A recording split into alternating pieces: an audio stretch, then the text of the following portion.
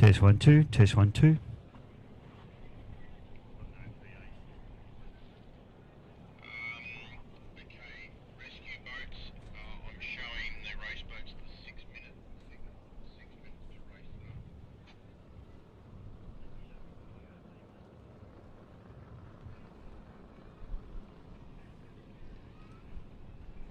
worries, thanks, mate.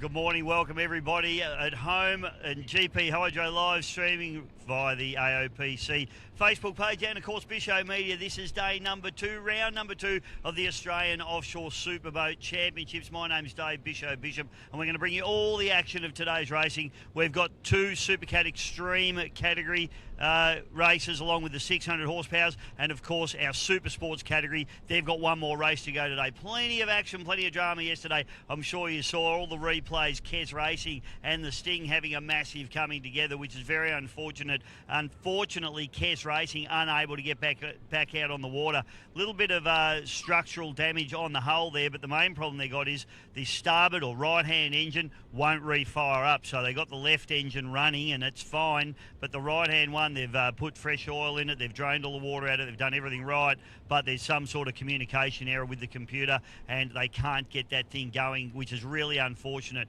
for the Kes Racing team, who were doing an awesome job yesterday and quite an ugly coming together for those 2 boats. So plenty of action. We've got boats heading out onto the water now. We've got Mojo in just behind me. We might even just get the boys to now pan out and have a look at the boats out on the water. Neil, we'll have a look and see what's going out on the water here, mate. Mojo, of course, Todd Kelly and Stewie Eustace there in that particular Riviera hull.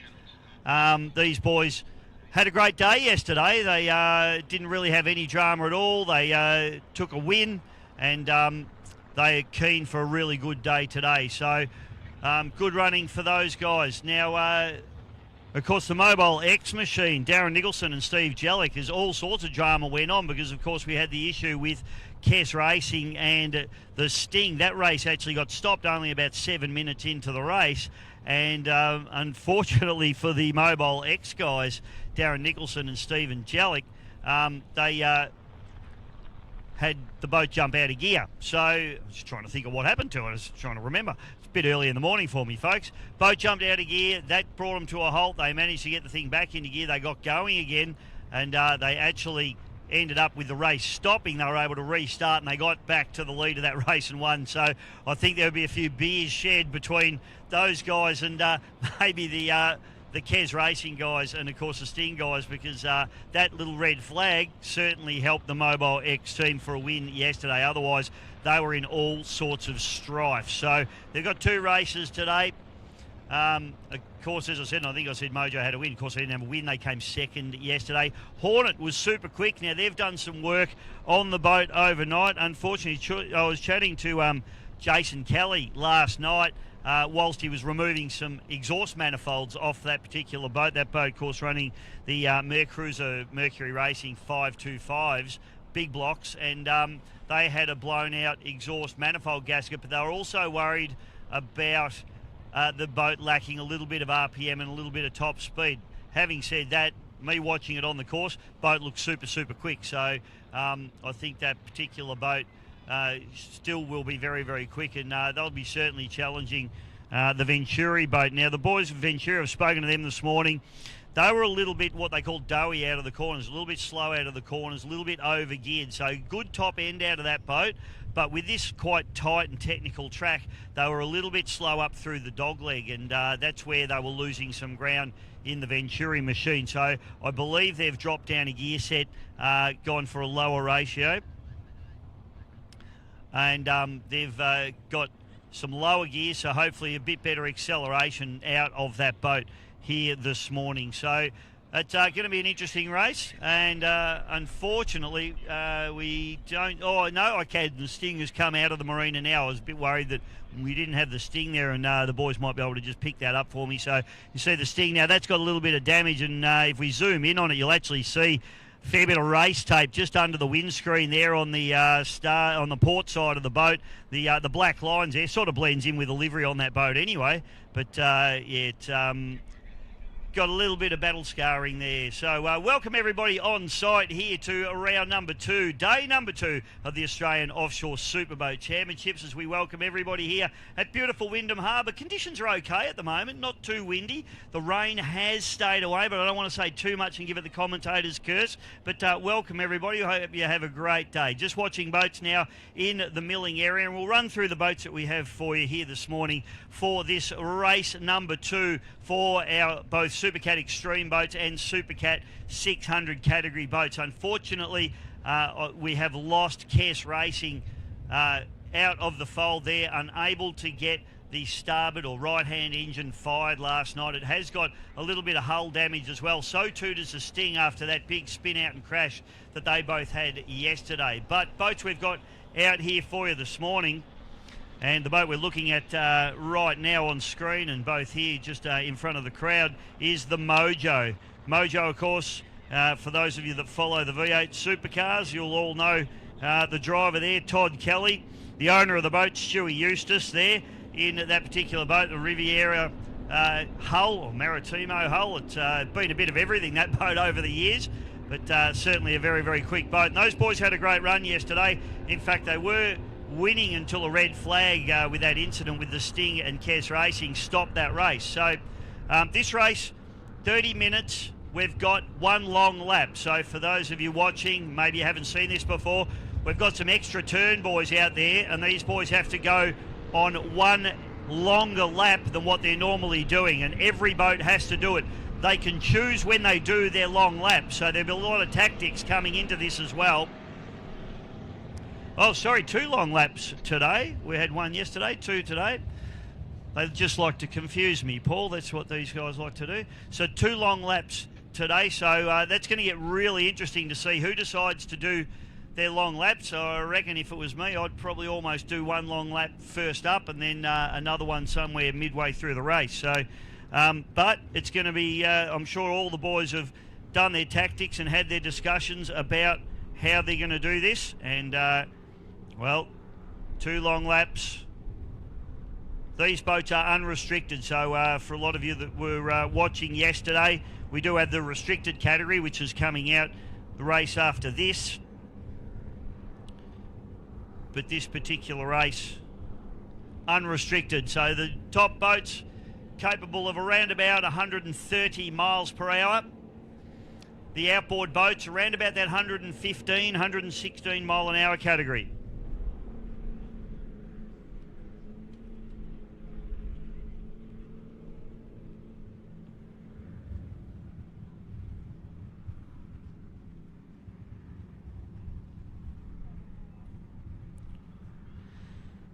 So to run you through the rest of the boats that are out there, Hornet Racing, of course, we've got Mick Kelly, Jason Kelly, Mobile X, Darren Nicholson and Steve Jellick, current championship winners and championship leaders at the moment. And, of course, Anthony DeFina and Matt Kelly in the Venturi Offshore Racing entry. Then we have our Supercat outboard category. Now, unfortunately, Kess Racing, that is listed down to run, they haven't, as I said, been able to get that boat up and going. Steve Lancaster and Scott Kelly, so they're relegated to being spectators here for the rest of the weekend, which is sad news for my old mate Steve and young Scotty. It's the second boat that Scotty's been over in Wyndham Harbour. We're probably going to ban him from coming to Wyndham Harbour if he wants to keep up that silliness. Other boats that we have, so TCR Offshore now, Scotty Richardson and Stephen Kelly. They were the class of the field yesterday.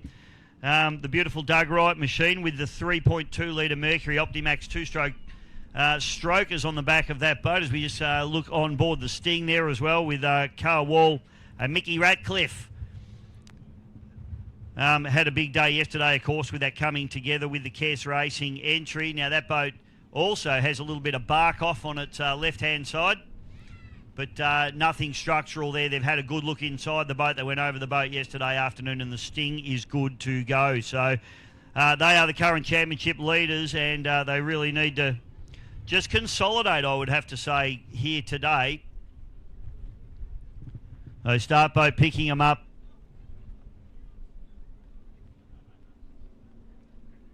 and bringing him through.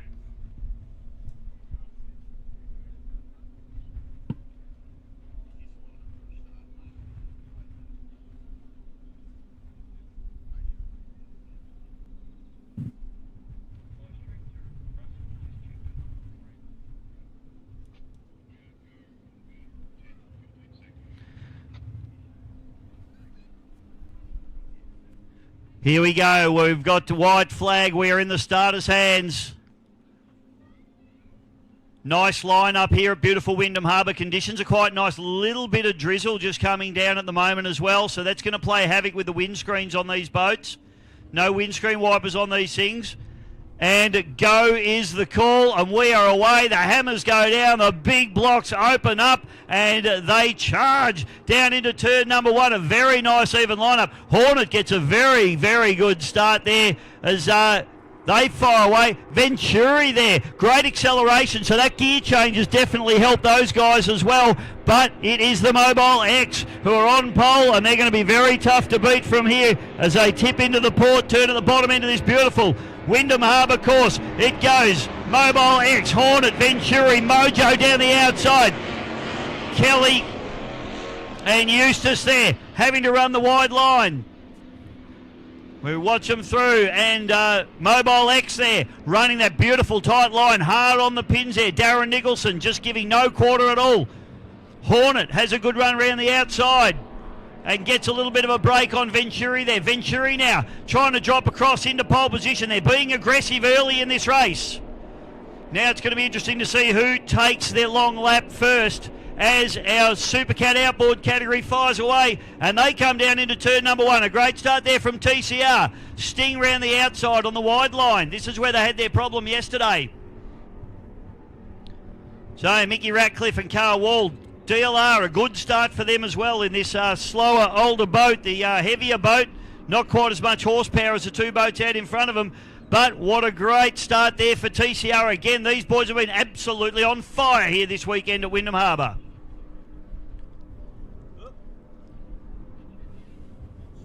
Oh, we got a problem up the top end of the course here. Looks like a boat stopping. We'll just try and go back and pan back and see who's slowed up there. That is Mobile X. Mobile X has come to a stop. Disastrous weekend for Darren Nicholson and Steve Jellick so far. Boat jumped out of gear yesterday, and now they've only got a half a lap or 3/4 of a lap done. Unbelievable. World champions, current champions. And they at the moment look like they might be out of the race. We go on board the Sting now as they charge hard. They're having this great battle with TCR at the moment. And they are running currently 150 to 160 kilometres an hour up the back straight, 162. But still not making the ground on the TCRs. We see Hornet, Mojo having that great battle down the front straight away. So Mojo now, Todd Kelly and Stewie Eustace. They need to try and get around the outside of this very, very quick. The former Pro Floors out of New Zealand. As we watch the lines these boys take, Mojo, the bigger boat's got more power, but it's heavier as well. So the trade-off is there in these tight corners where the little Hornet machine really accelerates away. Mick and Jason Kelly. Front straight away now, and this battle continues between the TCR and the Sting.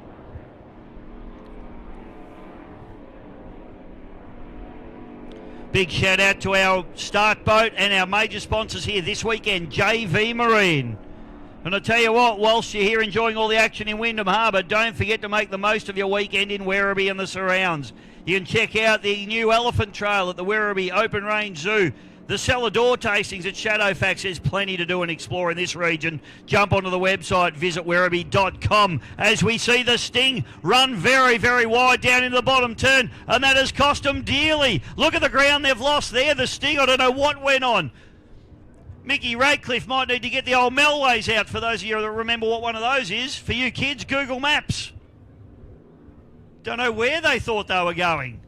But they lost a lot of ground on TCR there. The TCR boys will be rubbing their hands together with that one.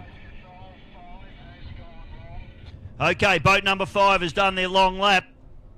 So that's Venturi Offshore. First of their long laps, being completed now.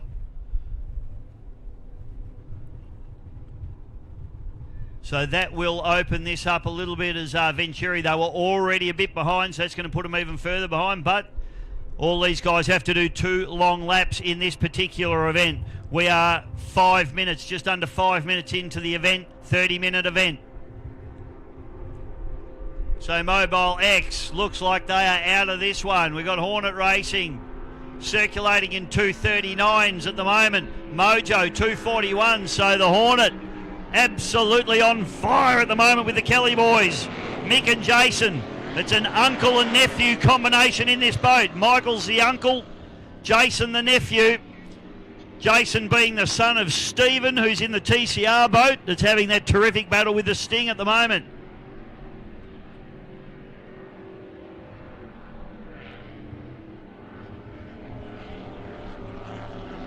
Venturi now, so long lap for them. Done and dusted. That's their first one. And they really haven't lost too much ground on that one. Just picked up another boat that's gone long. I didn't quite catch the number on that one. The boys might let me know.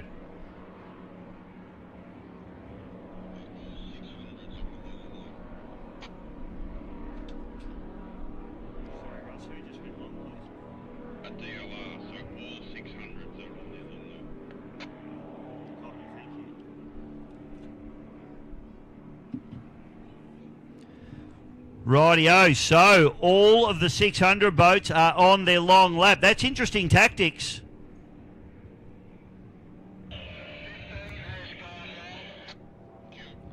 And boat number 15 has gone on their long lap as well, which is the Mojo.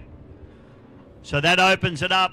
So TCR and Sting, I wonder if they'll just continue to run side by side and do their long laps at the same time. It probably... Don't know. I think if you do your long lap, you want clear water. You don't want to be doing it with anybody else. But maybe from the Sting's perspective, they say, well, if you're going, we'll just keep chasing you. But at the moment, TCR still got the jump on the Sting, which is interesting. TCR, obviously, with the less horsepower, running 3.2 litre strokers. This Hornet boat is an absolute rocket ship as it fires down the front straightaway. Look at the livery on this boat too, absolutely stunning. The team have done a beautiful job, sponsored of course by Hornet Property Services.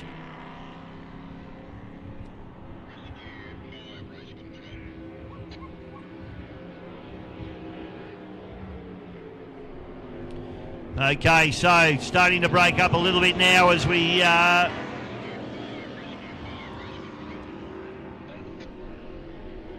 see Mojo just dropping out the back door a little bit here. So this Hornet boat is absolutely on fire at the moment. Venturi running up into third place. So there's the battle. There's Mojo going around the outside of DLR. DLR doing a good job. Venturi down through the bottom turn now. So recapping, we have Hornet Racing in P1. We have Mojo in P2 and Hornet Racing in P3.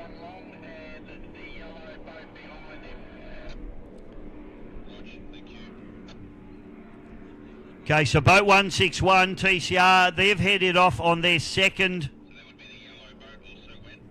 And the Sting, so both of them going on another long lap. So they're going to do their long laps together. Interesting tactics, probably not the way I'd go about it, but they're out there and I'm not. Okay, boat number 5 now has gone for their second long lap. So that's Venturi getting them done early in the piece. We've got still 21 minutes left to run in this 30-minute race.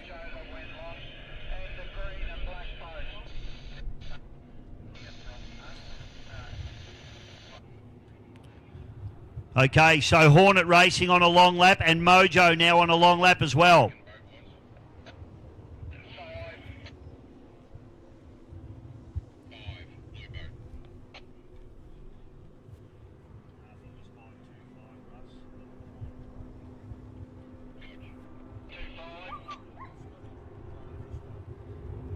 Back straight away now, and TCR still with this little bit of a break on Sting. So Hornet now on their long lap.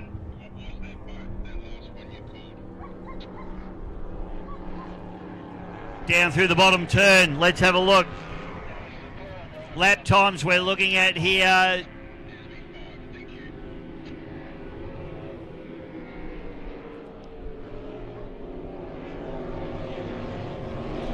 Rightio, so long laps almost all completed now. Mojo drops in behind as we watch Hornet go up the back straightaway. But Mojo and Valentis now, Valentis, that's Paddy Pack. Venturi, I should say. Experts make the same mistakes for more complex reasons, don't they? Venturi and Mojo up the back straightaway.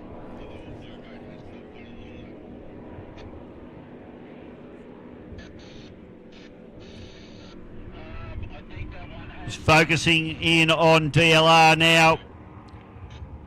Craig and Lockie Dove.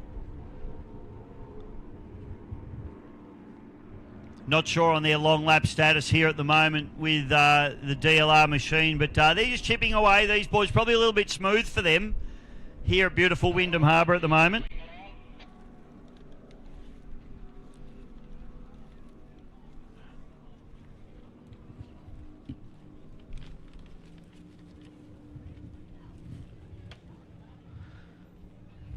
So this enthralling battle continues between TCR on the inside and the Sting on the outside. TCR has absolutely been blindingly quick.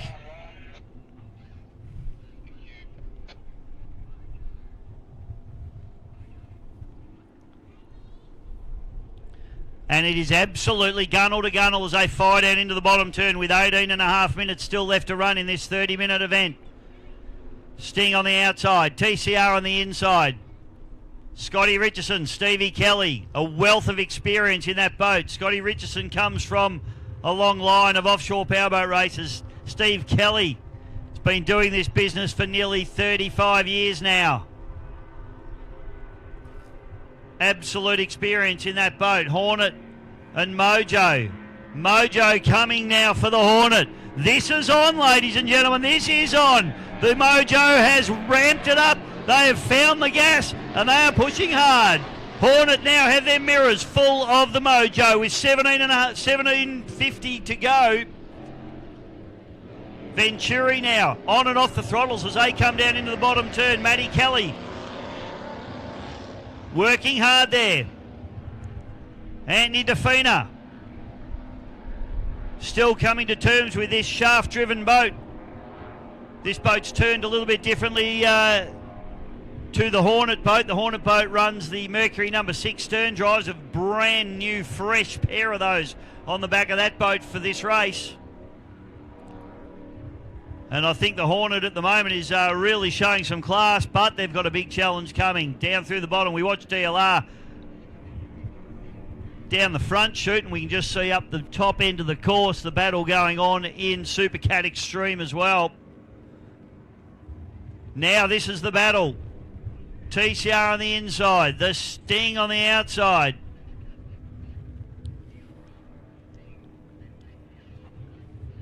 They are still gunnel to gunnel. The Sting maybe has poked its nose just in front a little bit. But there's really nothing in this. I cannot believe how fast this TCR boat's going now. They've made some changes to it as we go on board the Sting now. We watch these boys operating. So that gives you a good look for those of you watching at home. Running at 100 miles per hour now down the front straightaway, and the TCR boat's still hanging in there, maybe about 2 boat lengths behind, but they're doing a fantastic job with these 3.2 litre Optimaxes on the transom of this Doug Wright hull, trying to stick with the big 4.6 litre quad cam V8 Mercuries as they tip down into the bottom turn. These guys are pushing hard. TCR has a dip at them again up the inside and runs that tight line, and they may poke their nose back into the lead. Sting runs right up alongside. Hornet now still holding out the Mojo. Mojo have been coming at them hard. but the Hornet managing to hold them off. Venturi, a solid third spot for these guys at the moment. Still within striking distance. They're getting better and better every lap. Coming up to the halfway distance of this race. Big shout out to our major sponsors here this weekend, JV Marine. The beautiful JV Marine start boat out there. Hope you're enjoying your time here at 30:30 as well.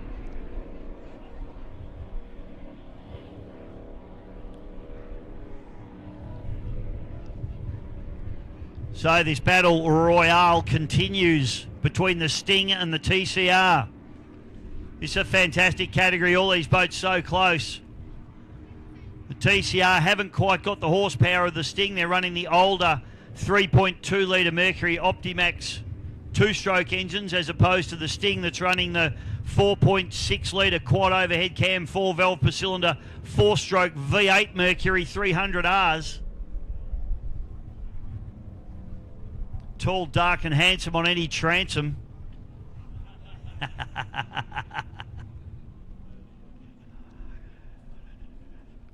And the Sting now starting to make a little bit of a break. You're using the torque of those big engines.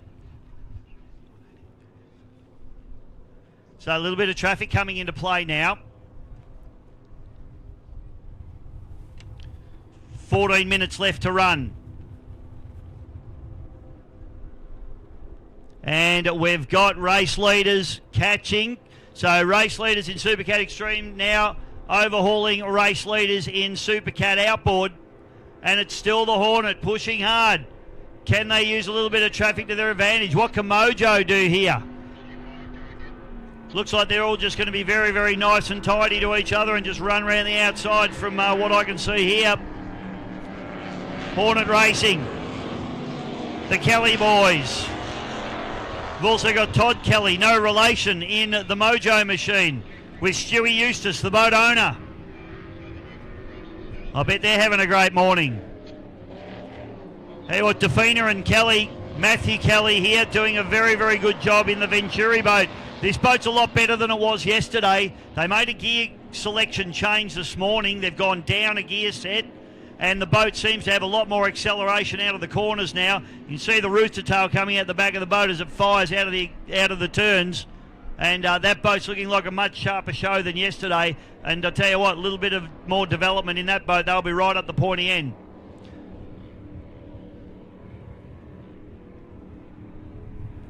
Darren Nicholson and Steve Jellick will be very, very disappointed. They are parked up the top end of the course. We haven't had any word on what's happened to that boat. Obviously hasn't just jumped out of gear like it did yesterday, because they would have been able to just get it back in. Maybe there was some gearbox damage when it jumped out yesterday. Maybe an over-rev in an engine. Potentially they've hurt an engine. We don't know yet, but we'll let you know when we find out as we go on board the Sting now. Pushing along hard. Great footage coming here from GP Hydro Livestream as this boat running up around about 105 miles per hour now, 168 kilometres an hour as it comes down. Going through the corners around about 114, 115 k's an hour. So these boys are absolutely flying here at the moment. Hornet, they be running up into the 120 odd mile an hour bracket, I'd suggest, at the moment.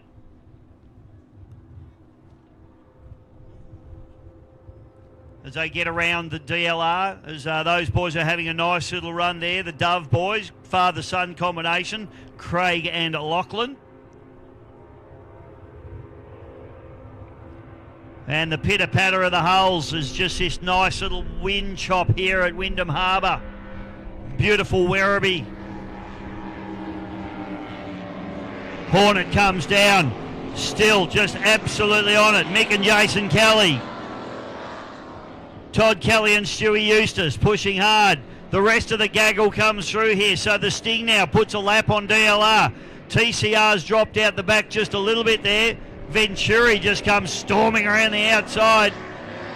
They'll be frustrated by this, having to run that wide line. But they've got to do it. TCR in a little bit of snot there as well as DLR on the pole line. Don't forget, folks, while you're here enjoying all the action in Wyndham Harbour, don't forget to make the most of your weekend in Werribee and surrounds. From checking out the new Elephant Trail at Werribee Open Range Zoo to cellar door tastings, that sounds like a bit of me, at Shadowfax, there's plenty to do in exploring the region. Check it out. Visit werribee.com for all ideas on what to do when you're in the area.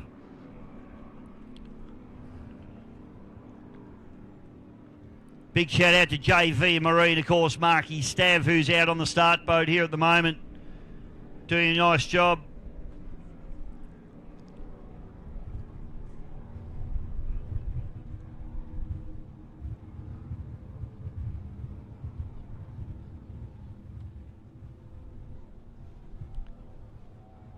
So race continuing on in earnest, but have a look at this, folks. We have got 9 minutes, 56 seconds left to run in this event, and we have got a race on our hands. The Hornet, they are being challenged strongly by the Mojo as they fire down the front straight away now. Both these boats aired out, plenty of air you can see between the tunnels of the boats. They are flying them high and pushing hard.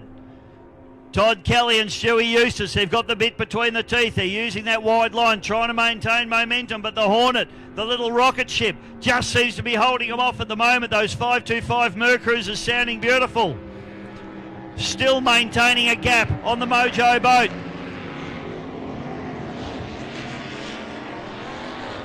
Mojo just gets a little bit of a hop up as it turns in. Looked a little bit awkward there. They had to let the boat just run wide a bit there. The experience of Todd Kelly. 9 minutes left to run in this race as Venturi charges down. These boys are doing a great job. Kelly and Defina. This beautiful Victory Team catamaran. The Mercury 565 horsepower race engines nestled in the cockpit.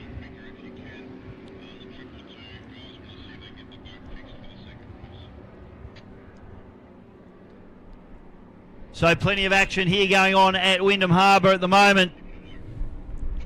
Big shout out to the team here at 3030. Doing a fantastic job. If they want to bring me a coffee, that'll be fine. I would not knock that back. Would I, Paul? No, I wouldn't.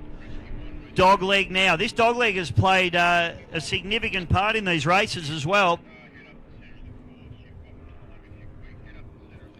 Now, just had a little bit of a word just listening in on the radio, folks, that the 222 machine, Mobile X, is, they think that it's a repairable issue, so they're desperately trying to get the boat towed back into the pits so they can get out for race number 2. They certainly can't do with losing the points from not finishing 2 races here at Werribee. This battle is absolutely enthralling between the Hornet and the Mojo. The Mojo filling the mirrors of the Hornet at the moment, but they just don't seem to be able to get some sort of break. They're looking for every way around.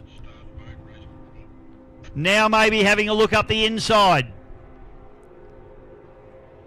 Will Todd Kelly be like the proverbial rat up the drain pipe? I think they're too far back to get it done this lap.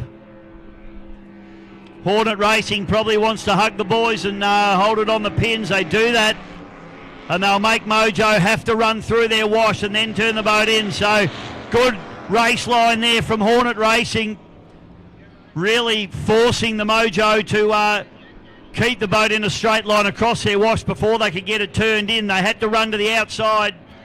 So Hornet Racing, Mick and Jason Kelly dictating terms to Mojo at the moment.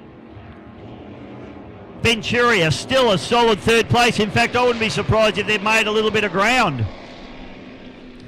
The 2 lead boats potentially slowing each other up with all the tactics that are going on out there at the moment. So for JV Marine, down the back straight away, the Venturi fires away. Sting now, race leader in the Supercat outboard category.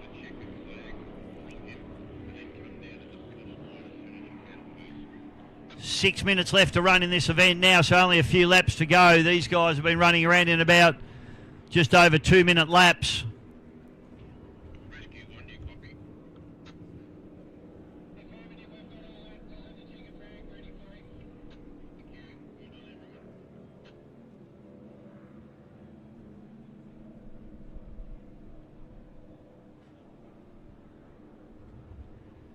Okay, focusing in now. So, yeah, laps are actually closer to 2 minutes 40 laps we're seeing out of DLR. We're seeing 2:09s out of Mojo, 2:08 out of Hornet. So, just over 2 minute laps for the big boats and around about a bit over 2.5 minute laps for the Supercat outboard category. Battle continues. I'm not sure that Mojo are going to be able to do this. They're going to have to pull a rabbit out of the hat here somehow.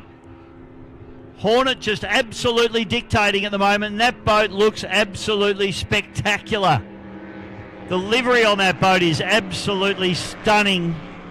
Probably, I'd almost have to say, definitely one of, if not the coolest looking offshore boats I think I've ever seen, and I've seen a few.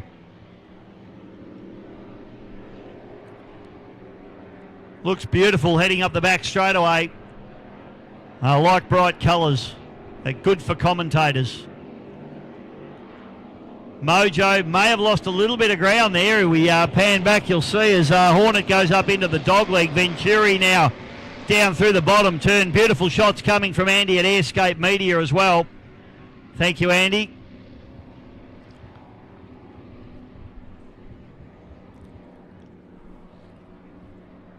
Sting charging hard. Hornet up in the top end of the course. Sting now back shoot. And they're able to just dial it down a little bit now as they tip it into the port turn to the bottom end of this course. This is where they had their problem yesterday.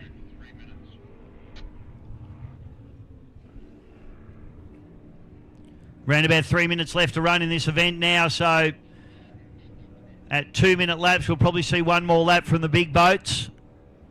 We'll see how it pans out. Hornet comes up through the top turn. Mojo again just looking at that inside line. This front on shot here that we're seeing on GP Hydro live streaming doesn't quite show the distance between the two boats. So we see TCR still having that good run. Unfortunately for them, their great start, the big power of the big 4.6 litre V8 Mercuries on the back of the Sting have proven their dominance there. But TCR, gee, they've had a great weekend. This boat's been really good. And they've outlasted a lot of boats as well.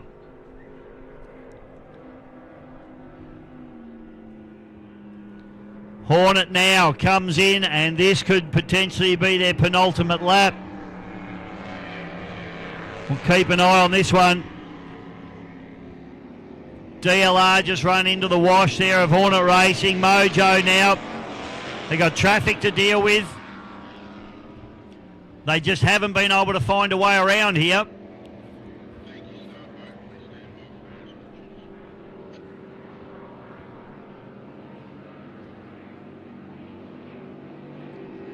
Hornet charging its way up the back straight away as Venturi we see at the front of the commentary box here just tipping in as Hornet heads up through the dogleg.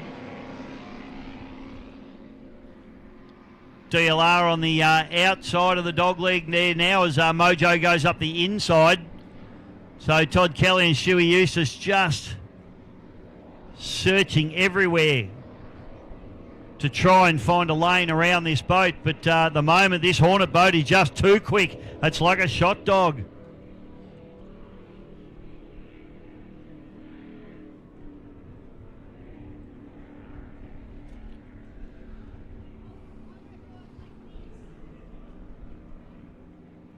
Sting now down through the bottom turn.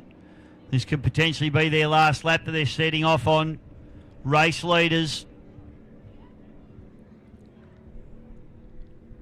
Top end of the course.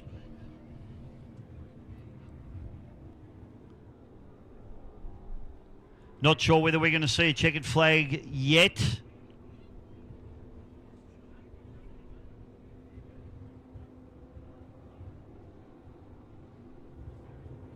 I'll keep an eye out for you, but it's still Hornet.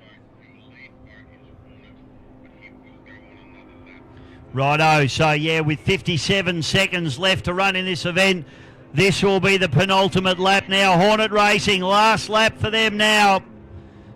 So they come into the bottom turn for the second last time. Mojo Racing.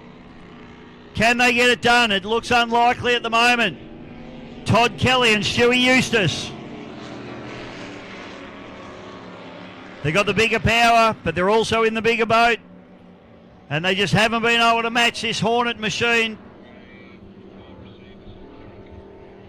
So everyone's setting off on their last lap now. Venturi now, Anthony DeFina and Matthew Kelly pushing hard.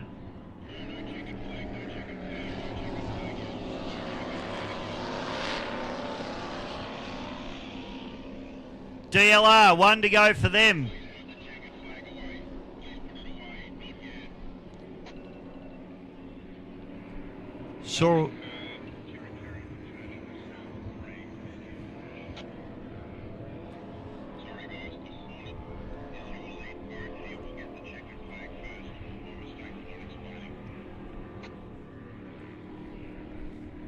So Hornet coming up the top end of the course for the final time.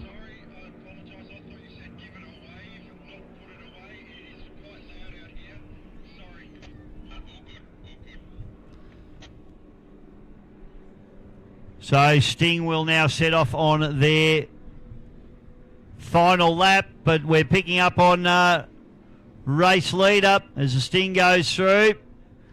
I just need to get that done. Race leader, I tell you what, ladies and gentlemen, the Kelly clan will go berserk for this one because this has been absolutely clinical by Team Hornet Racing. Mick and Jason Kelly, the uncle-nephew combination, they open up the throttles on the Hornet Racing machine. This beautiful 525 boat. Mercury number 6 drives. And Hornet Racing, ladies and gentlemen, go off from. They have dominated here this morning at Wyndham Harbour.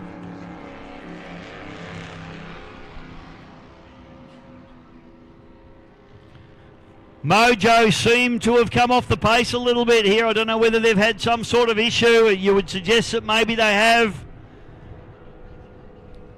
So we're going to see second place in Supercat Outboard. TCR, give it up for them. Second place in the Supercat Extreme will be Mojo Racing, Todd Kelly, Stewie Eustace.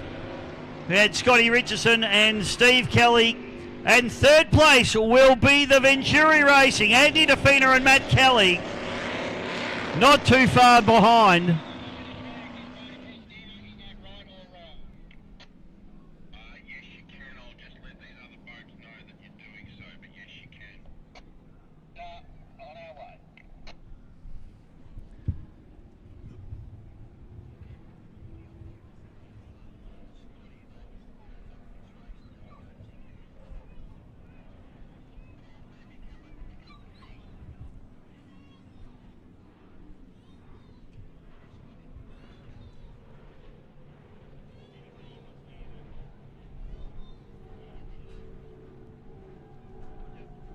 DLR comes through to complete the course as well. The Dove boys, a great effort from them, Craig and Lachlan.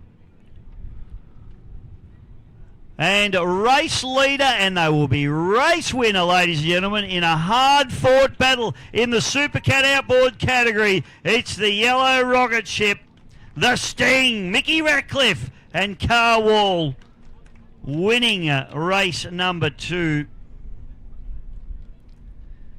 Round number 2 here at Wyndham Harbour.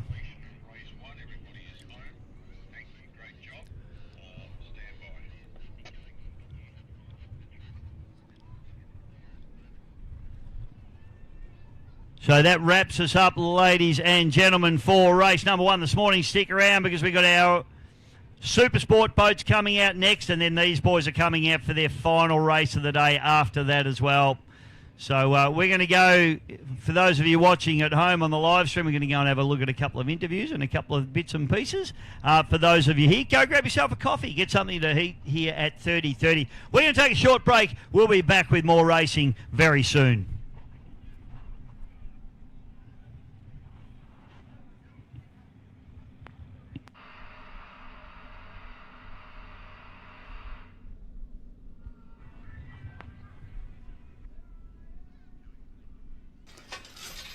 Well, round number 2, Wyndham Harbour, Russell Embleton, race director. Mate, we've got a big championship on our hands this year. Yeah, we have, Bisho. It's great to be back here at Wyndham Harbour in Victoria, first of the 2 Victorian races. And weather's looking good. Good, bit dreary, but good offshore breeze. So, yeah, here we go. You haven't seen clouds too often lately, have we? But Lake Mac, round 1, fantastic event. Yeah, tremendous event. Really good turnout. Great water, as always, at Lake Mac. Great atmosphere.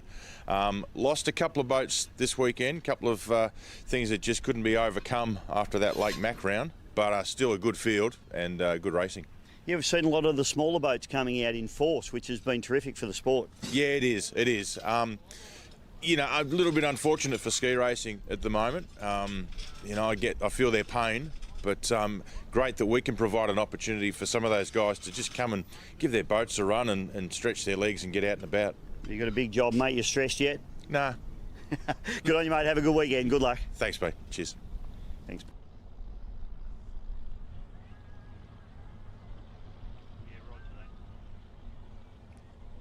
Andy it is. Test.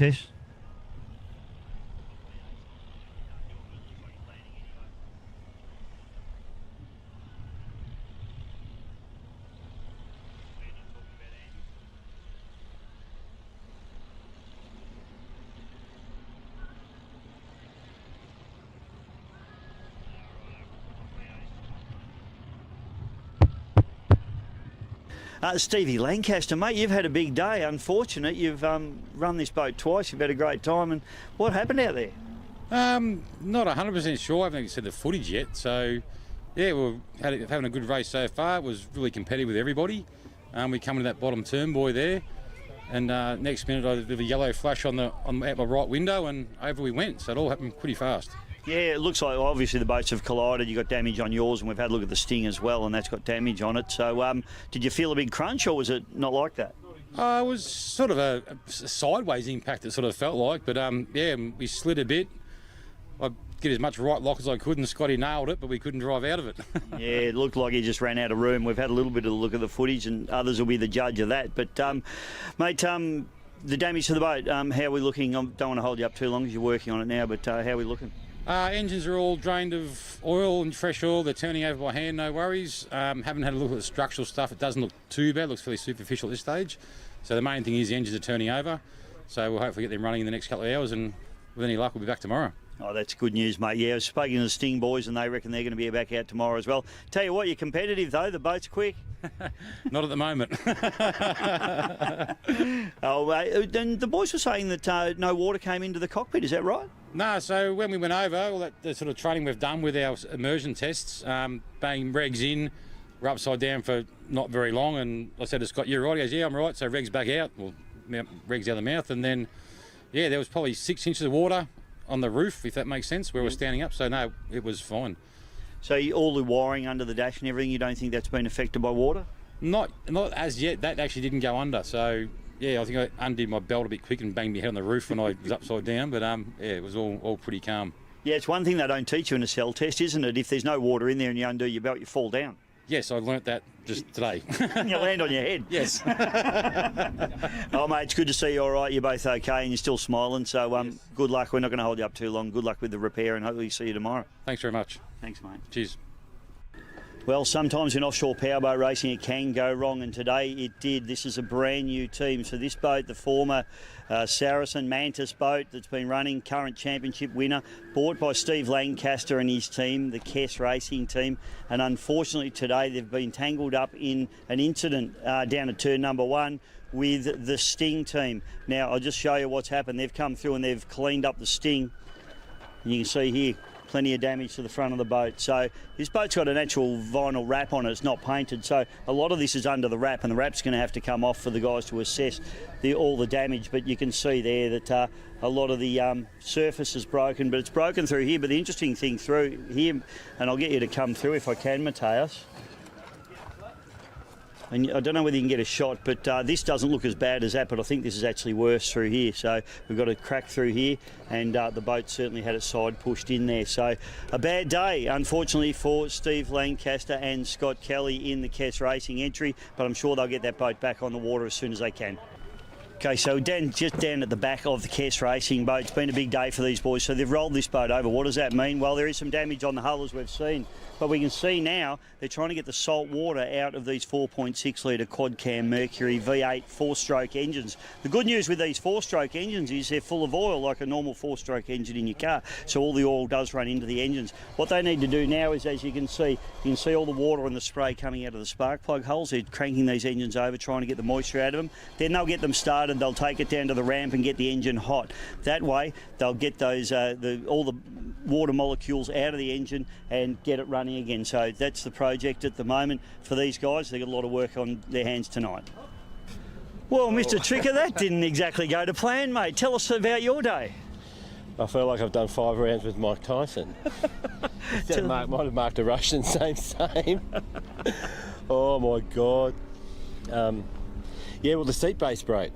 So it was just a big hit out there, and 1 minute I'm in the front seat, next minute I'm in the back seat. I gotta look at the bright side of it. I was lucky. I'd come out with very little injury, just a half-broken thumb.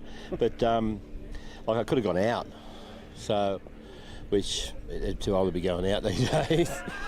Mate, that's no good. We didn't know what had happened. We didn't know if it was a boat problem. We saw the boat drive back in. We weren't too sure. You're both still sitting up in the boat when it came in. I was on my knees, actually. I was on my knees.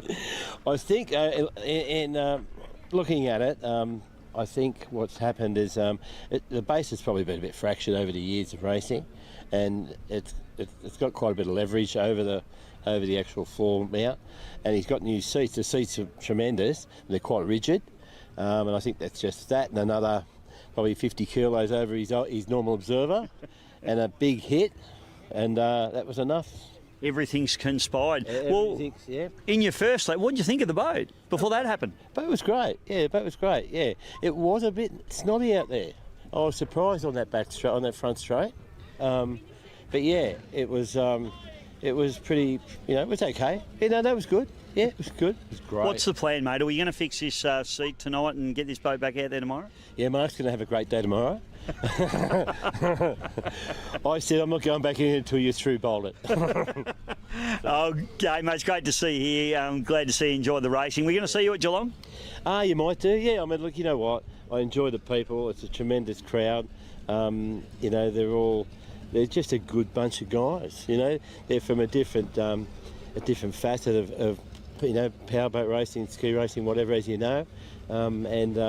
They're also welcoming and respectful, and yeah. I mean, someone said today, we're going to take you for one of the big cats tomorrow morning. So I don't know which one. So I said, yep, just come and get me. I'm up for that. Mate, I think you enjoyed that. The only trouble is it might hurt your bank account. I know, exactly. That's the problem, yeah. And there are a few around for sale too.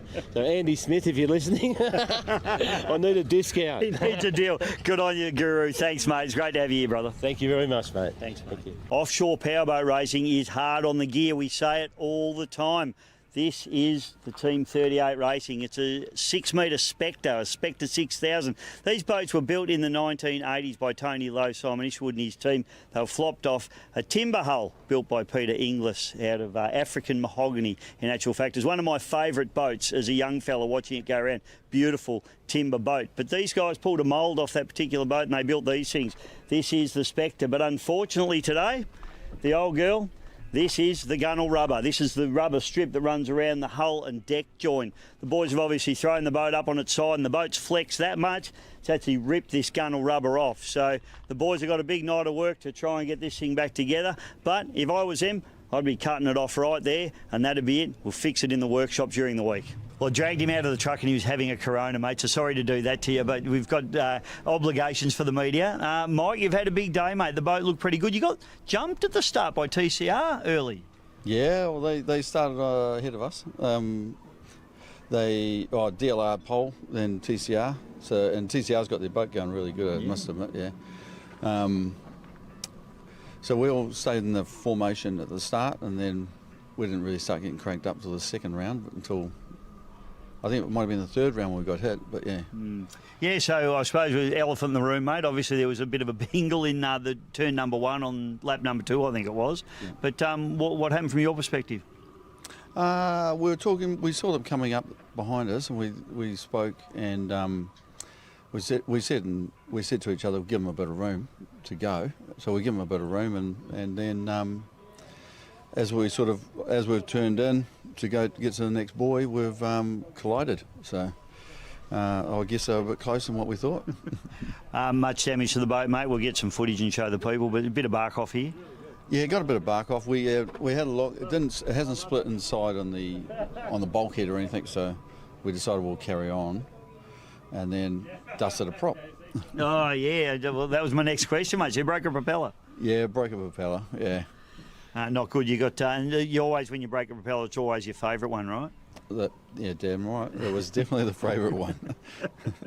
That's because everyone only ever runs their favourite one. So have you got a good backup one for it? Yep. Yeah, we got some good backups for tomorrow, so hopefully we can get it going again tomorrow.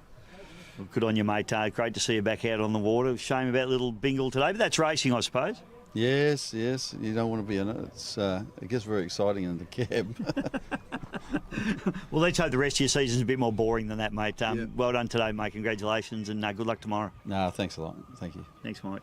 Well, Scotty Richardson, mate, that was awesome today.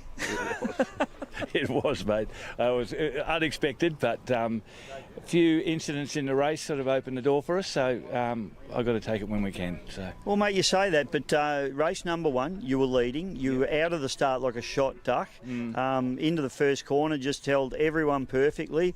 Beautifully driven. The boat went really well. It did. Like I said to you this morning, that the balance of the boat's so much better now, and going into the corners, we're about 10 mile an hour quicker than we were. So, yeah, it was great. It was terrific. Well, I reckon all your competitors saw the 10 mile an hour quicker too, because I think they were wondering what was going on. They were, yeah. Well, that was great. I would have liked to have win in different circumstances, but like I said, I'll take the win. That's terrific. And I had a very, very anxious person sitting next to me when this all happened. I thought he was going to jump out the window, but anyway, I'll need counselling when they go home, I think. Well, mate, I mean, it all went on behind you, all the chaos that happened in that race. You guys were out in front and doing it in fine style. Do you get word over the radio what's happened, or did you know what had happened? No, I had no idea. We just said red flag, and then Steve, with both his sons in the race, it turned into panic mode. Yeah. And where are they? Where's Kez racing? And then when we saw Kez upside down, it was a bit of a moment in the cockpit, I could tell you. It's a testament to these boats, though, isn't it? They are very safe. Look, it's really amazing. I mean, what's the third time that boat's been over, and dry as a bone. So they did really well. Yeah, I saw. I don't know who it was, but one of them actually climbed back into the cockpit. Must have been to turn off the batteries or something. Yeah, no, like they didn't get a bit of water in it, so it was fantastic. I'm glad too. Well, that's terrific, mate. Hey, the boat went really good. You'll be looking forward to tomorrow. Absolutely, it's going to be a little bit rougher, and who knows. We doing bacon and eggs in the morning? Absolutely. I'll be here. Okay, I know you will. Cheers, mate. It was Lachlan's first time ever in the boat, so he'd never been in it, and I'd never steered it. So, look, I reckon he went well. There was a few things we had to learn, and both of us. So, we're getting there. That's probably why we were a fair way back, but hopefully this weekend we've picked up the pace a bit more and we'll be off. I don't think our boat will ever win. I'm hoping to keep up with everybody, but yeah, look, it was hard, but we're getting there. We're getting there. It's good to race with my son. Like, really, how can you pass up that opportunity as well to race with your son? So yeah, no, I think that's going well. I think now to keep up with them, we definitely would have to change motors, and even boats. Really, the boats for its time was good. Can we get it a bit faster? I think we still can. I think there's still more speed in it. But yeah, to keep up with those two, we're going to have to change boats and motors. So, but we'll keep going and we'll see how we go. Hey, look, last year, same thing started. We were behind the 8 ball and we end up coming second overall. So you never know what's going to happen. So we'll keep plodding along and hopefully we'll keep getting it. For our size, we're probably 300 kilos heavier. They are the same weight as me, but they're a lot bigger boats, so they catch a lot more air. They get a lot more lift. So theoretically, it's around about 300 kilos, so a fair bit of weight, really.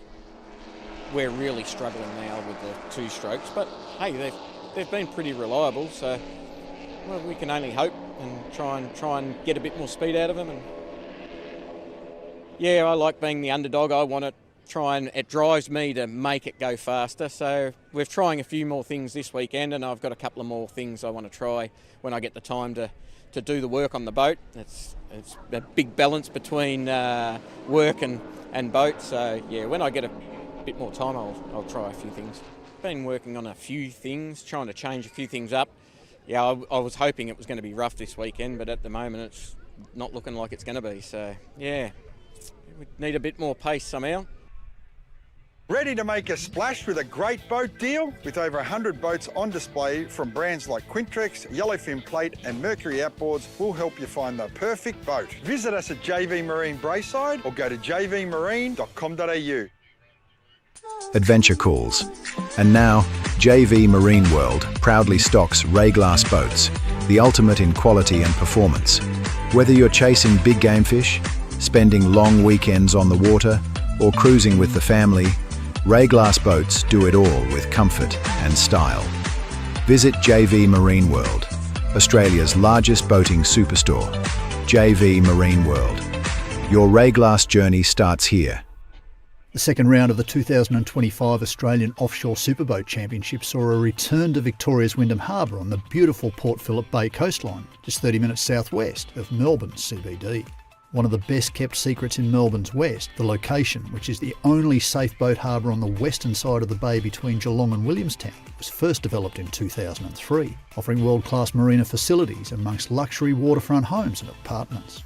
Located in the midst of Melbourne's major market gardens, which delivers some of the state's freshest local produce, its proximity to the city provides stunning views across the bay to the Melbourne skyline. The area is a haven for boating enthusiasts, whilst the region features stunning waterways and wetlands, with Victoria's largest marine sanctuary at Point Cook right on the doorstep, making it ideal for birdwatchers and outdoor adventurers. Providing the best of city and country, from the beautiful parklands and coastline to the buzzing cafes and multicultural dining experiences of nearby Werribee. You can also enjoy some of the state's biggest attractions. Visit the Werribee Open Range Zoo, where you can join a guided safari through their unique savannah, marvelling at rhinos, giraffes and zebras, or choose the walking trails and see a pride of lions, explore one of the world's largest gorilla exhibits, or take in the Australian wildlife experience, where you can meet koalas, kangaroos and other local wildlife along the way. There's also the historic Werribee Park Mansion just minutes away from the zoo, a beautifully restored 60-room Roman Renaissance-style mansion originally built in the 1870s. It also sits alongside the Victoria State Rose Garden, where you can see as many as 5,000 species of roses in bloom. There are also world-class wineries nearby and a diverse range of restaurants reflecting the culture of Werribee and its surrounds. No shortage of things to see and do in one of the fastest growing and most culturally diverse regions in Australia.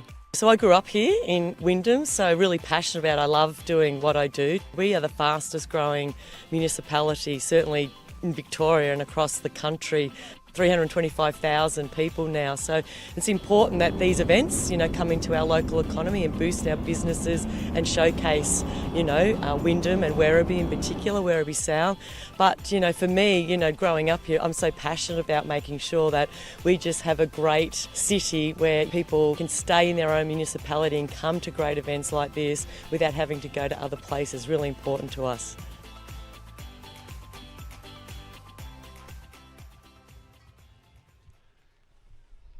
The second round of the 2000. Welcome back, ladies and gentlemen, to beautiful Wyndham Harbour here in the west of Melbourne, and looking an absolute treat here at the moment as we thank Andy at Airscape Media for the beautiful pictures that are coming through on GP Hydro live streaming and the AOPC. And that's me sitting in there on the top of the Super Boats truck. So fantastic spot that we're in here today. And as you can see, if you ever want to get down to this area, and even if you're here enjoying the racing, don't forget to make the most of your weekend in Werribee and the surrounds. Checking out the new Elephant Trail at the Werribee Open Range Zoo, and also the Celador wine tastings at Shadowfax. There's plenty to do and explore in the region. Please check out the website. It's visitwerribee.com for any ideas to what to do and see. We have got our sport categories heading out onto the water now, which is our speed limited classes. What's that all about, I hear you asking? Well, it's all about safety, really. These boats, as you can see, don't run the safety cockpits that we see in the big boats, and as a result of that, their speeds are restricted. How do we restrict their speeds, I hear you ask? We put GPSs in the boat. So all these boats have handheld GPSs in them.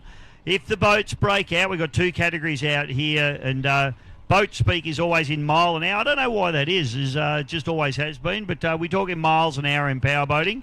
And so we have the Supersport 85, and we only have the one runner in that category here this weekend, unfortunately, but it is the boat that's on your screen at the moment or out in front of the harbour. If you're here on site, it is the special edition, and Mel Nelson has jumped back in with Mark the Russian Pajewski, and Ian Trigger. Well, he broke the seat out of that boat yesterday, so he's got a big bill coming his way for wrecking Mark's seat, so...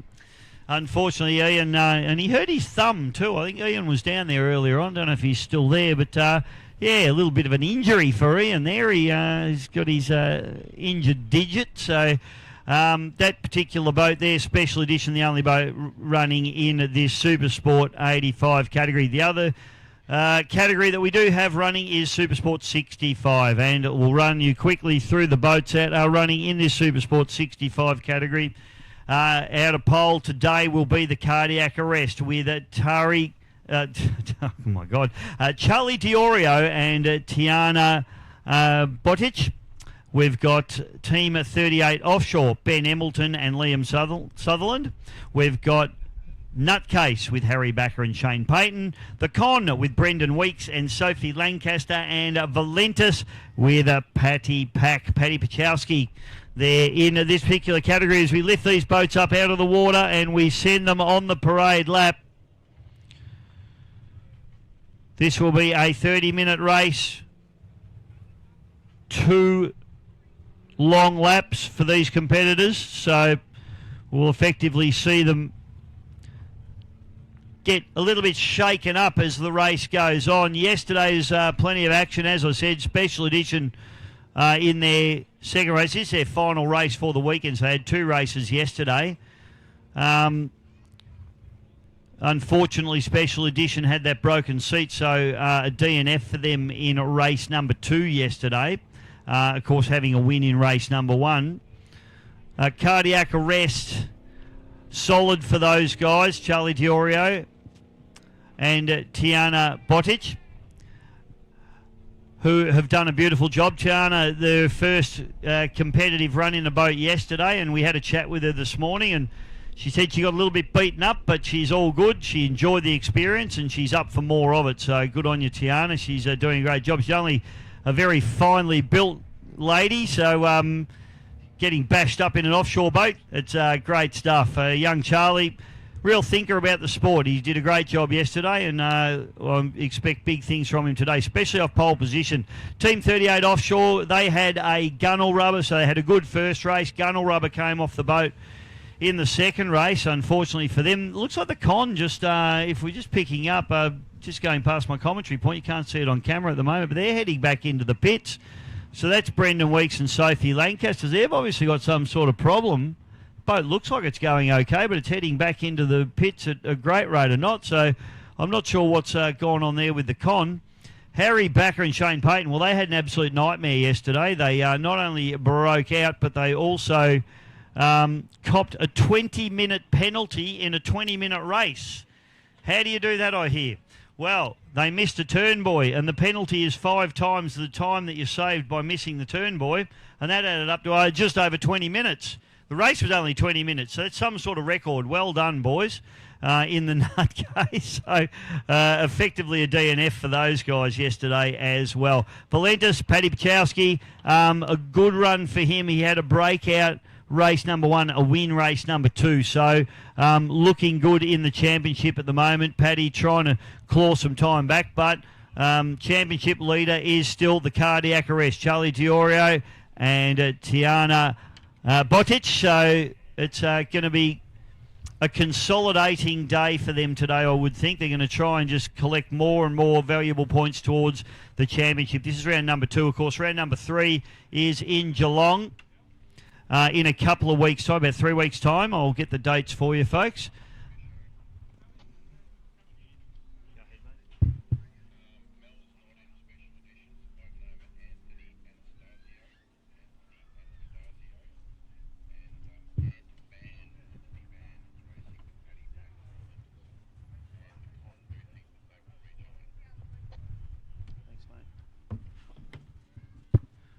Okay, so just a couple of updates here from Russell Embleton, our race director. We got Anthony Ban in with Paddy Pack. Where are we? Mel Nelson not in the special edition. It's actually Anthony Anastasio.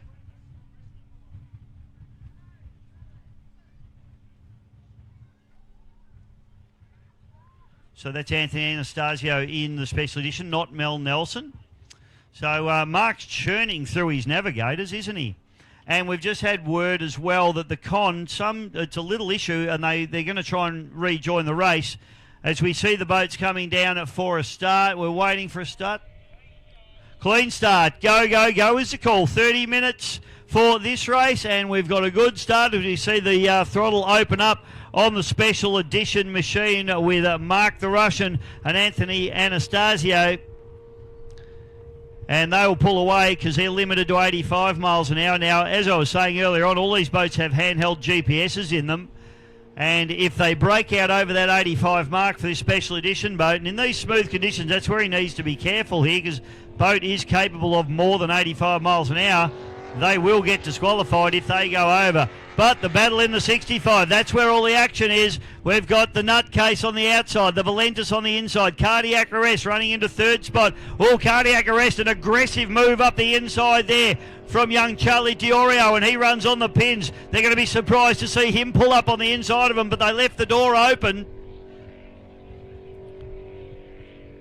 And at Team 38 Offshore, with Benny Embleton and Liam Sutherland rounding out the field as they fire at the back straight. So, Charlie Diorio, after that big aggressive move up the inside there, running up into second spot at the moment.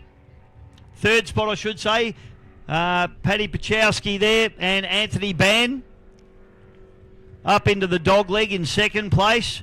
But it is the Nutcase machine that goes through the dog leg in P1 at the moment. Massive shout out to our major sponsor here this weekend and the beautiful JV Marine Start Boat. Best boat dealership business in Victoria, if not Australia. JV Marine, check them out. So up into the top turn, and it's special edition. Mark the Russian, Anthony Anastasio, and I think this will be Anthony's first run in the boat. Boat had to have its navigator's seat refitted after yesterday's race. They did it last night.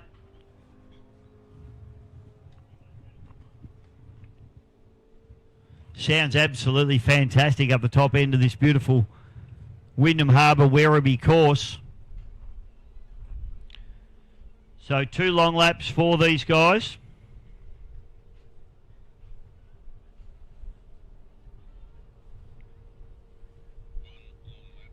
Oh, 1 long lap. Gee, they keep trying to trick me, don't they, folks?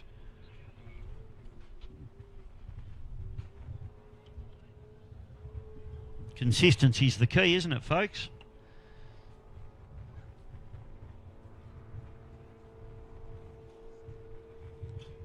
So, special edition charging hard down the front straightaway. But the real battle's here in the Super Sport 65 category.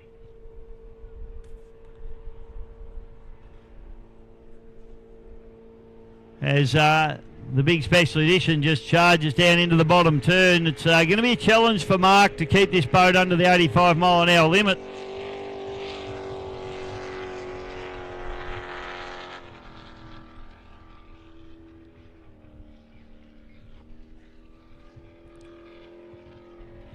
Okay, so moving back now to, Special Editions just moved out to the front of the pack, and hopefully you can just bring this boat home. So this is our race leader there is the Nutcase. Now we're focusing in on second and third. That's where the real battle is. We've got Cardiac Arrest and Valentus. And this is an absolute ding-dong between these two. Nutcase out in front. They're doing it in fine style, but the real battle's for second here at the moment. As I watch out the front of the commentary box here, Cardiac Arrest and Valentus really having a go at it here at the moment. We'll try and focus in on them if we can. Paddy Pack and Ant Ban just managing to hold out young Charlie Diorio and Tiana Botic down the back chute. So this is where the real battle is at the moment in the Supercat 65, Super Sport 65, I should say.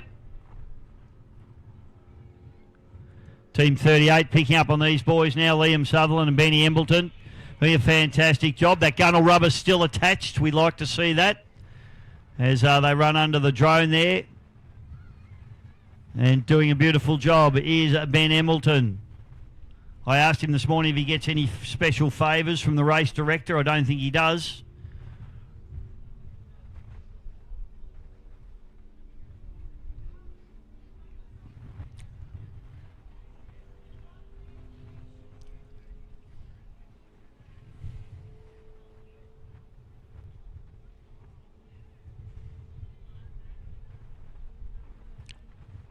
Down the back chute, and it's still Valentus at the moment. So Paddy Pack, great to see Ant Ban. Ant Ban's got a bit of an injured arm at the moment. Anthony Ban, one of the top motorcycle riders in the country, and we've seen him out in Offshore a few times. He just takes the opportunity where he can, and he's just jumped in. I think Paddy Pack winning yesterday has made Ant Ban want to jump in with him. Paddy Pack ran around by himself yesterday. Not that he's a trophy hunter or anything like that, much.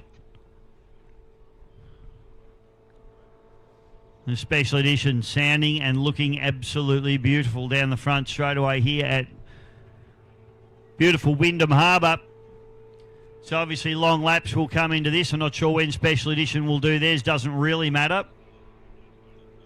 And they've just done their long lap, so they have completed their long lap.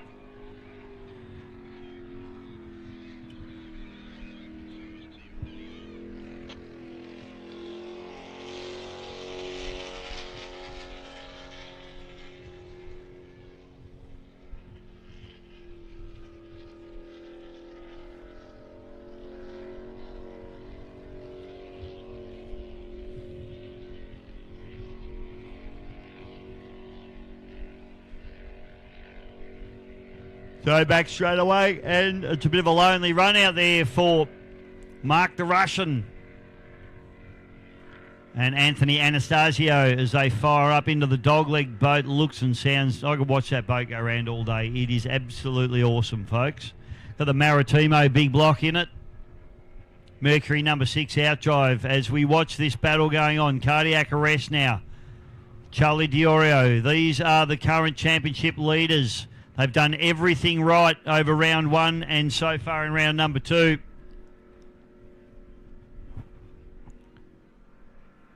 Tiana Botic in the navigator's seat there.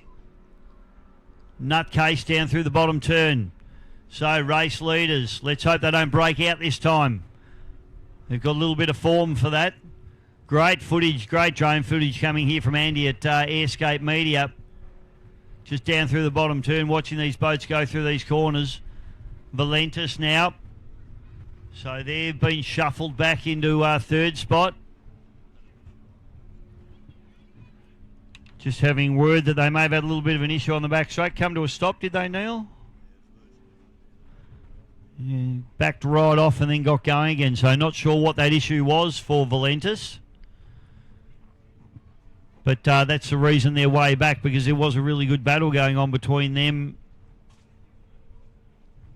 and the Cardiac Arrest.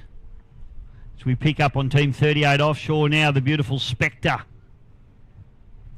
The original Spectre was a timber boat built out of African mahogany. It was one of my favourite boats as a kid growing up watching Offshore. Had the 2-litre Mercury on it at the time. This one's got something a little bit bigger on it. It's got a 3-litre Mercury on the back of it. Carburetted, 225 horsepower. And we have got still 21 minutes left to run in this event.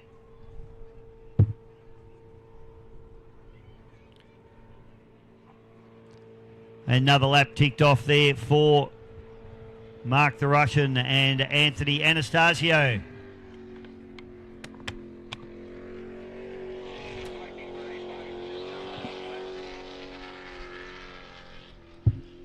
Okay, Nutcase heading off on their long lap.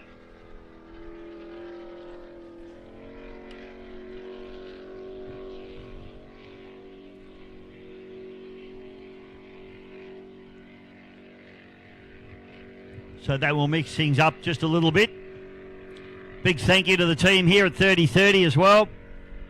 And also everybody here at Wyndham Harbour who do such a fantastic job of looking after us. Werribee, beautiful part of the world. For those of you watching on the live stream, we are down probably around about 3/4 of an hour out of Melbourne.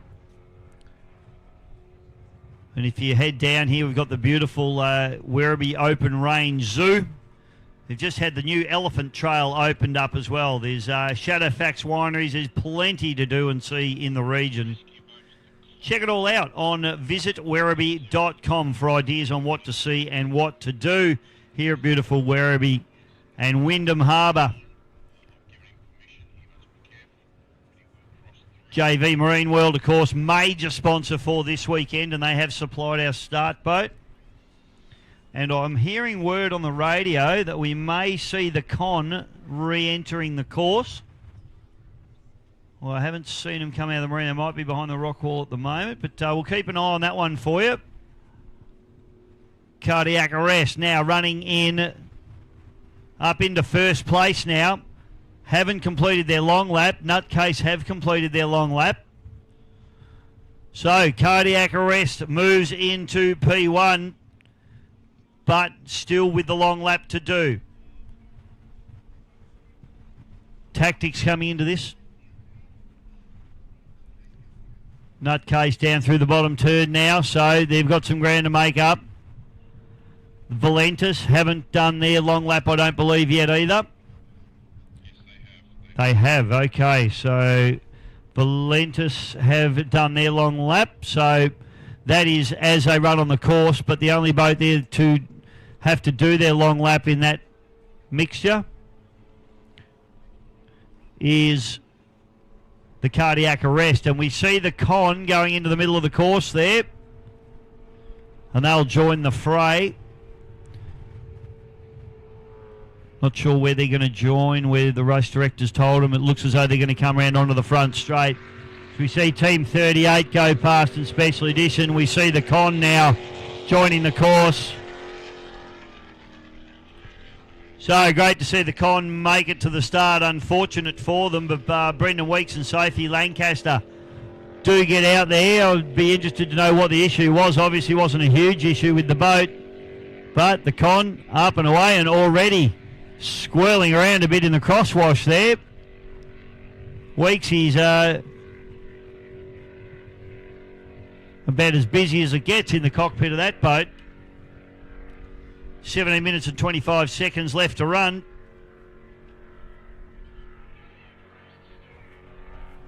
All right, just had word Cardiac Arrest heading off on their long lap. So this is where it's all going to pan itself out, if you like.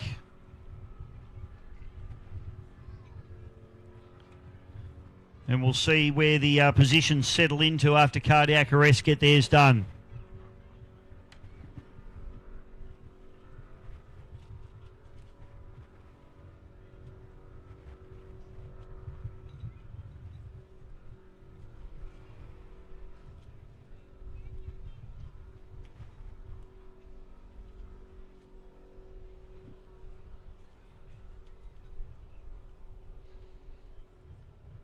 So that should put Nutcase back into the lead at the moment.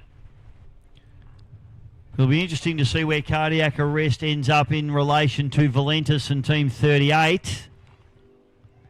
In fact, I think they're Valentis and Cardiac Arrest almost side by side again, which is where they were prior to any of them doing their long laps. All running out of this top corner and doing a little bit of a right-hand sweep down this front straightaway, which is interesting tactics. Mark the Russian and Anthony Anastasio. You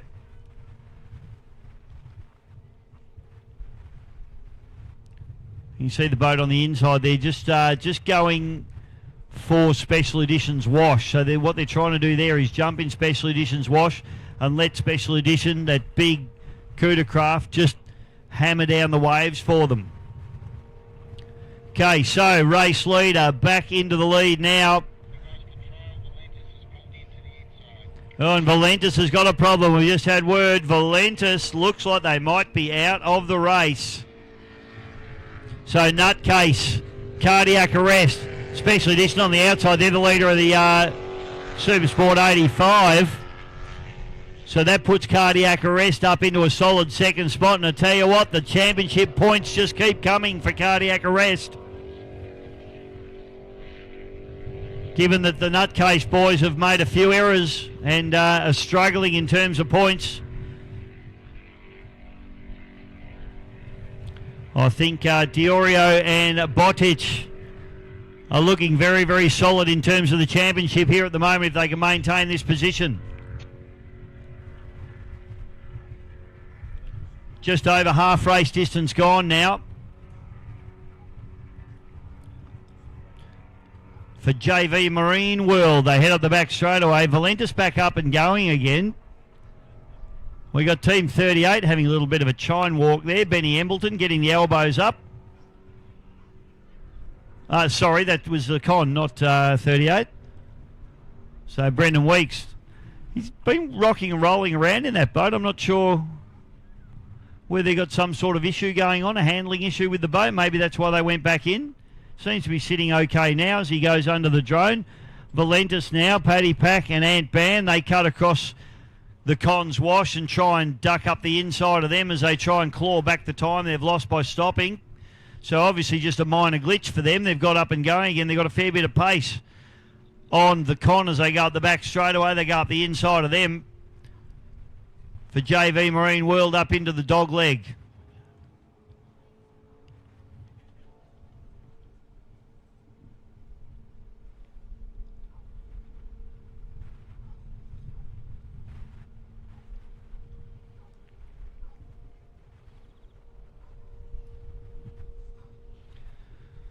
So just over 13 minutes left to run in this event now.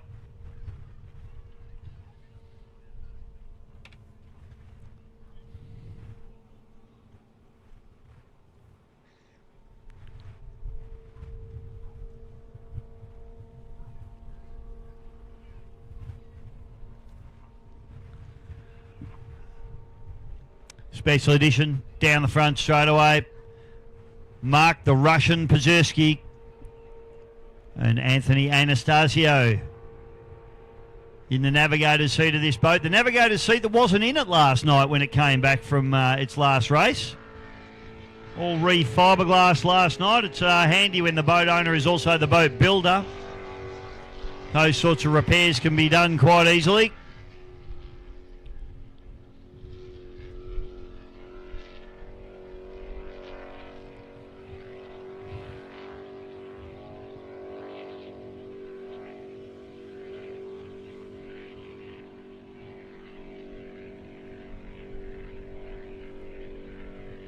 And the Razorcraft, the Nutcase, race leaders.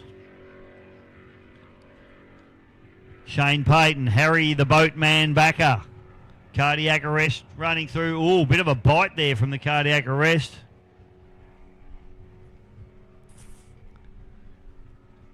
And Charlie Diorio just having to hang on to it there, the young fella. It's another Cuda Craft machine. And firing away at the back straight away. Beautiful looking boat, beautifully turned out.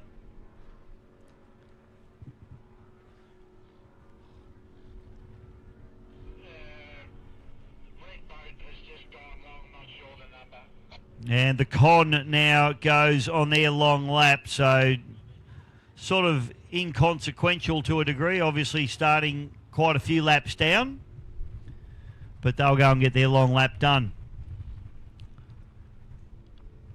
Valentis in shot now as they come down the front straight there, just trying to chase down Team 38 Offshore now.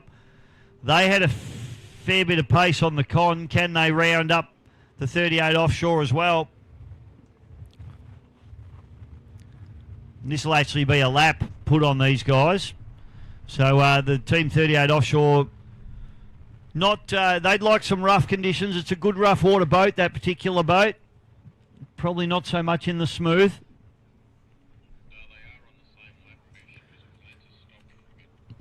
Oh, they are on the same lap, just been let know. So even though Valenta stopped for a bit, I didn't think they stopped for that long. But yeah, they're on the same lap. So they're going to try and catch Team 38. They're making a little bit of ground on them. As the con comes through, they're on their long lap. And 10 minutes left to run in this race.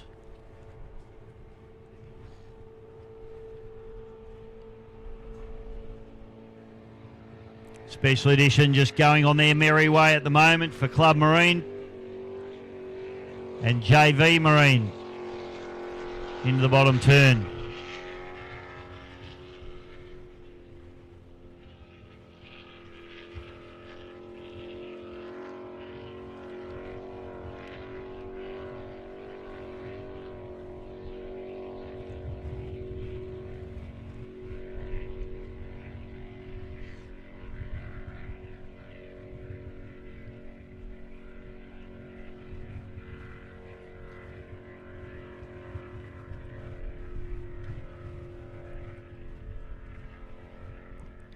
So front straight away, and race leaders now in our Supersport 65 category, the Nutcase and the Cardiac Arrest. Fair bit of a gap between these two at the moment.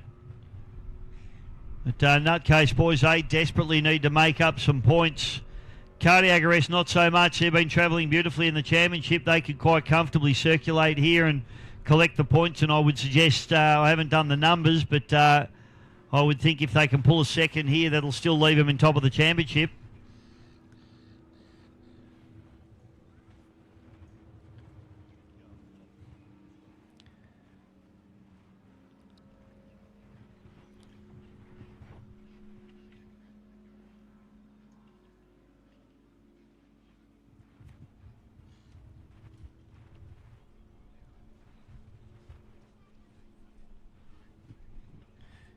Cardiac Arrest up the back chute.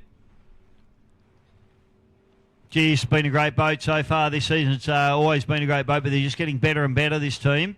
Biggest cheer squad in offshore racing too. Hey! Love it. And I got told last night that Tiana is addicted. So we're going to see her every race, hopefully.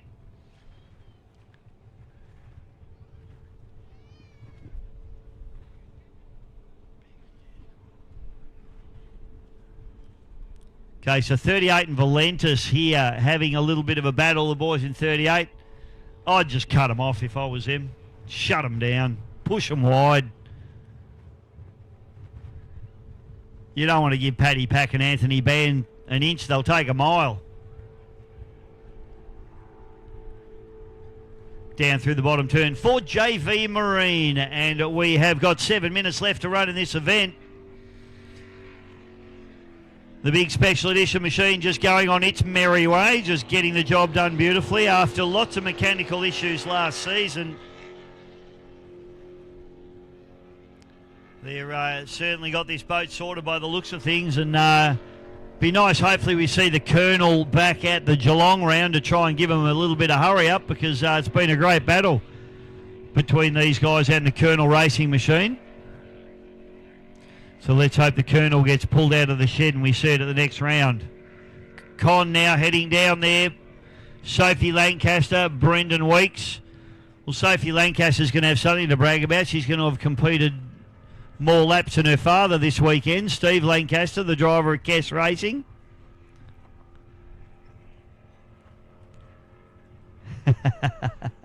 It's true. I say it because it's true.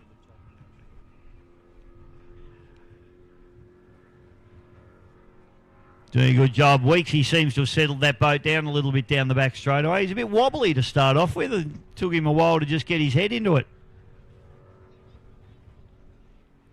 Nutcase now, front straightaway, doing it beautifully. They're trying to hold off this cardiac arrest team. I'm not sure the cardiac arrest team need to be trying to do anything crazy out here. They certainly don't want to break out, because it's all about championship points. It's all about the series. And the Nutcase boys, well, they've been a bit nutty. They've broken out a couple of times. They've missed some turn, boys. 20-minute penalty in their last race. That's a world record. So they really need to try and bag some championship points here and keep it tidy, have a win, and try and set themselves up for the rest of the season.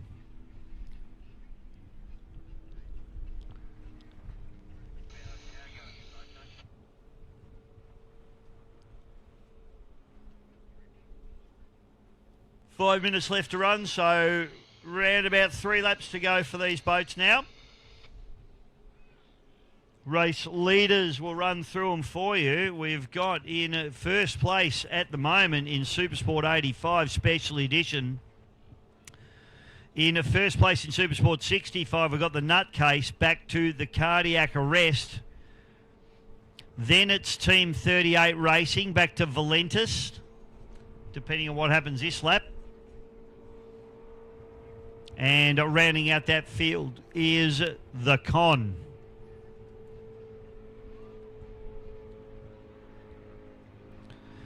So race leader in Supersport 85 Special Edition comes through, ticks off another lap. He's lapping in around about 2:49s at the moment.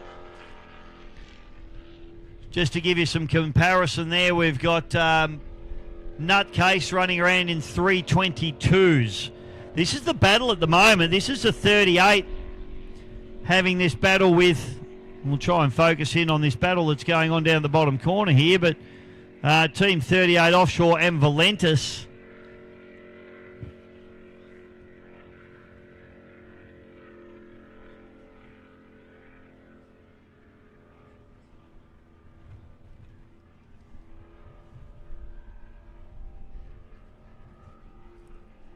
Con coming down the front straight away. I'm more interested in this battle going up into the dog league at the moment that I can see. There we go. Valentis on the inside into the dog league. Team 38 on the outside. And this is a battle for third place at the moment. And it looks like Valentis may have just poked their nose in front of 38, although 38 run the tight line as we watch them go up through the top turn. And yes, Valentis now moves up into third place, shuffling Team 38 back into fourth place. Fifth place running through there, the Con. Brendan Weeks, Sophie Lancaster. And onto the front straight now for JV Marine.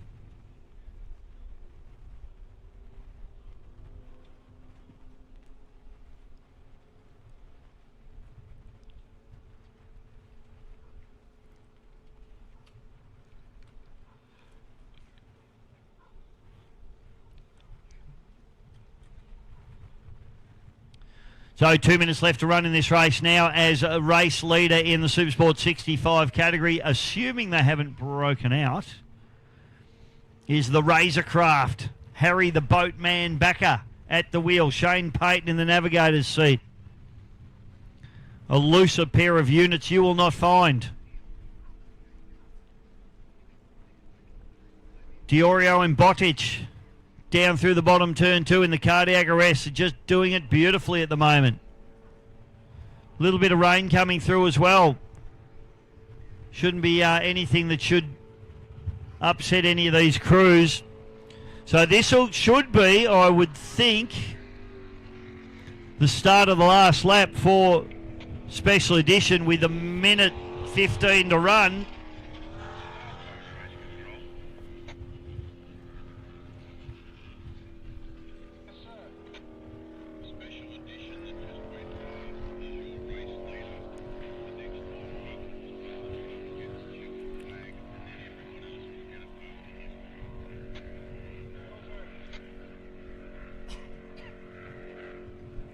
So down past the JV Marine start boat. And all these boats will now set off in their last lap of Special Edition. We watch them go up into the dogleg last lap. Valentis now. So they're up into third place.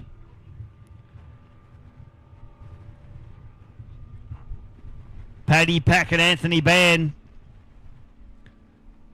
Had a chat about boats set up to Paddy this morning. It's interesting to hear his thoughts on the setup. Team 38 Offshore down through the bottom turn. So Sutherland and Embleton. Couple of young guns.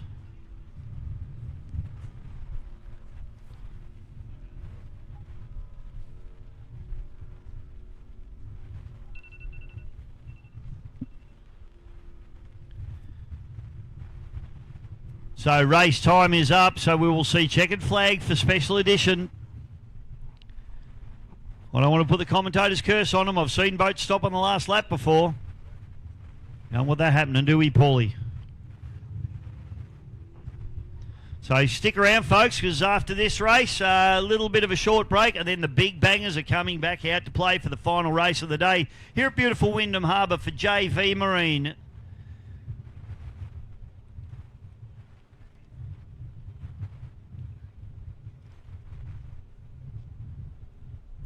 Got big Ralphie Stanisic down there getting a few nice shots there, Ralphie. Good job for those of you that want to see the photos of the weekend. All the Talk Photography on Facebook. Ralphie puts them up. And he's one of the absolute best in the business. He's South Australian. We don't hold it against him. As the con comes through. And race leader, picking him up. He's up the top end of the course at the moment. So Nutcase will have to go and do another lap, as too will Cardiac Arrest.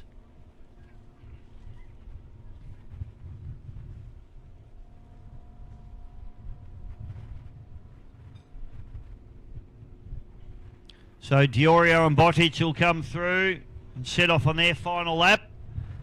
And your race leader in Super Sport 85 category, Mark the Russian Pazewski and Anthony Anastasio in the Special Edition, ladies and gentlemen. They take the win in fine style.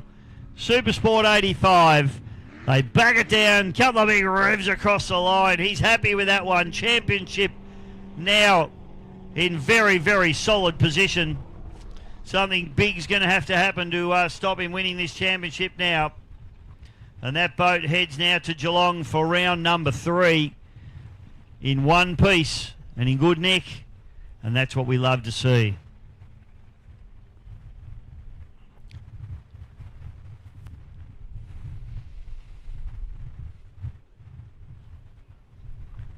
So just focusing in now, Paddy Pachowski and Anthony Ban looking around for the rest of the competitors. Obviously that little bit of a stop has hurt those guys, but they've worked their way back up into P3.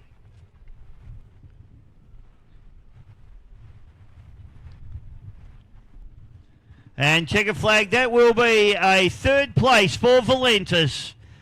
Paddy Pachowski and Anthony Ban in the Valentis. Put your hands together for Team 38, Offshore, Benny Embleton and Liam Sutherland. English is my second language, folks. The Spectre mate at home, gunnel rubbers still attached. Good stuff.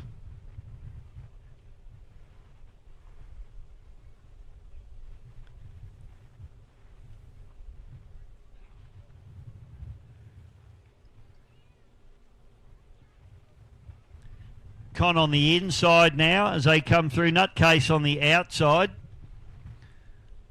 And behind them is the Cardiac Arrest.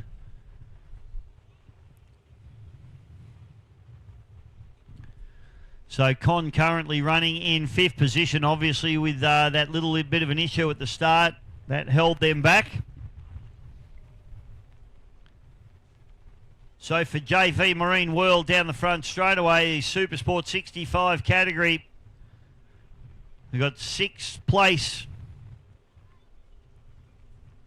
5th place, I should say. The Con will come through and might just hold everybody off. It's going to be interesting to see if they can get there in front of race leader, the Nutcase, Harry the Boatman Backer,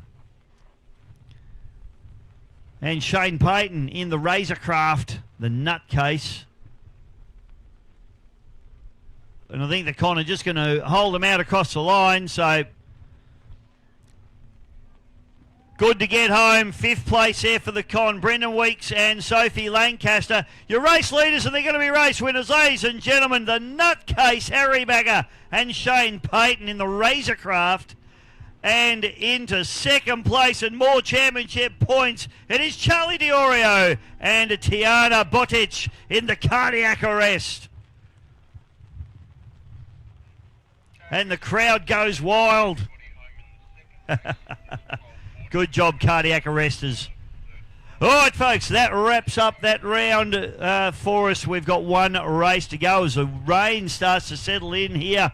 Oh, if you don't like the weather in Melbourne, ladies and gentlemen, just give it half an hour. It'll change for you. We're going to take a short break and check out a few interviews for those of you watching at home on the live stream, and we'll be back with the final race of the day, Supercat Extreme and Supercat Outboard. I'm Dave Bishop for JV Marine. We'll see you in a few moments. Adventure calls. And now, JV Marine World proudly stocks Ray Glass boats, the ultimate in quality and performance. Whether you're chasing big game fish, spending long weekends on the water, or cruising with the family, Ray Glass boats do it all with comfort and style.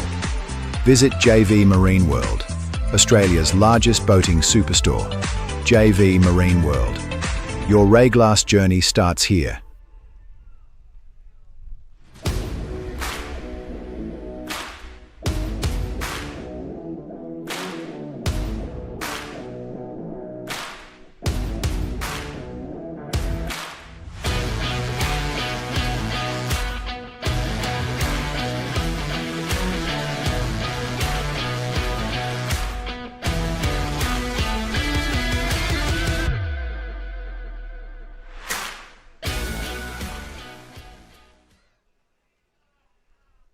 These teams are unbelievable, ladies and gentlemen. I mean, talk about V8 supercar style pitch setups. This is Team Hornet Racing. Angelique is here, the new coffee machine, folks. Angelique, I'll have a white cappuccino with one, thanks, Dale. Coming right up, love. Beautiful setup, this team. New team on the scene. Well, not a new team, new boat, new truck, doing a fantastic job. And this is how they live the life of luxury. Club Marine's been built around being there for the moments that matter. I have my boat covered by Club Marine because they're marine specialists, and so they know what they're talking about when it comes to boats. Been with them as a family for over 31 years, so wouldn't have it any other way.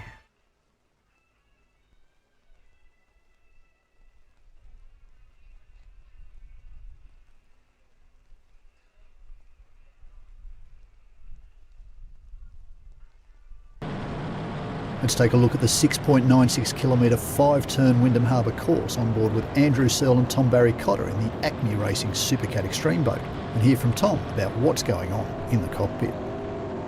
We're learning this boat, so every course we go to, we're sort of not guessing the setup. We have an idea of where the setup we need, but this boat's just different to other boats we've run, so we are in a way, we're learning this boat and each course as we go.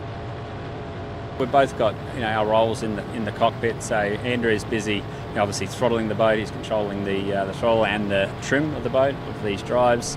Whereas I, on the driver's side, I'm steering the boat. I've got the control on the wheel. There's some dials there that I can adjust the settings of the rudder and the height of the rudder, and then I'm controlling the tunnel flap as well. So there's another flap on the back of the boat here at the rear of the tunnel. Again, it's just a big flap that is on the rear of the tunnel on rams that can adjust that compression in the back of the tunnel. So I can basically, squeeze more lift into the rear of the boat as the boat gets up and running, or relieve that as we're going. So I've got the ability to adjust that on the wheel as well. So we're all quite busy with everything that's going on there, and we'll have our certain jobs that we've got to do. We've just moved some sort of pieces of equipment around in the boat just to try and change the bias and get the centre of gravity a bit further back in the boat. Band-Aid's a little bit of the problem of what we've got on the bottom, and we'll do a small modification to the running surface, hopefully before Adelaide, if not after Adelaide. So this boat, was originally built for the 6 drives, and it was built to a tunnel restriction rule to be able to run the US. So we aren't able to pack as much air in the boat as what the 40s that 222 run and Maritimo run in the past. So you struggle with lift a little bit. So we try and do a few other things on the bottom just to get some lift. But we've got a couple of little tweaks there to do that'll just get the boat to sort of naturally want to lay back a bit more, and that'll help it sort of pop its nose and be able to air itself out.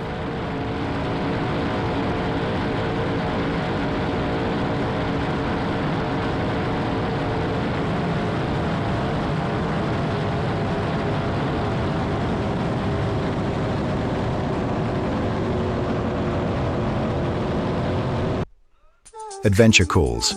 And now, JV Marine World proudly stocks Ray Glass boats, the ultimate in quality and performance.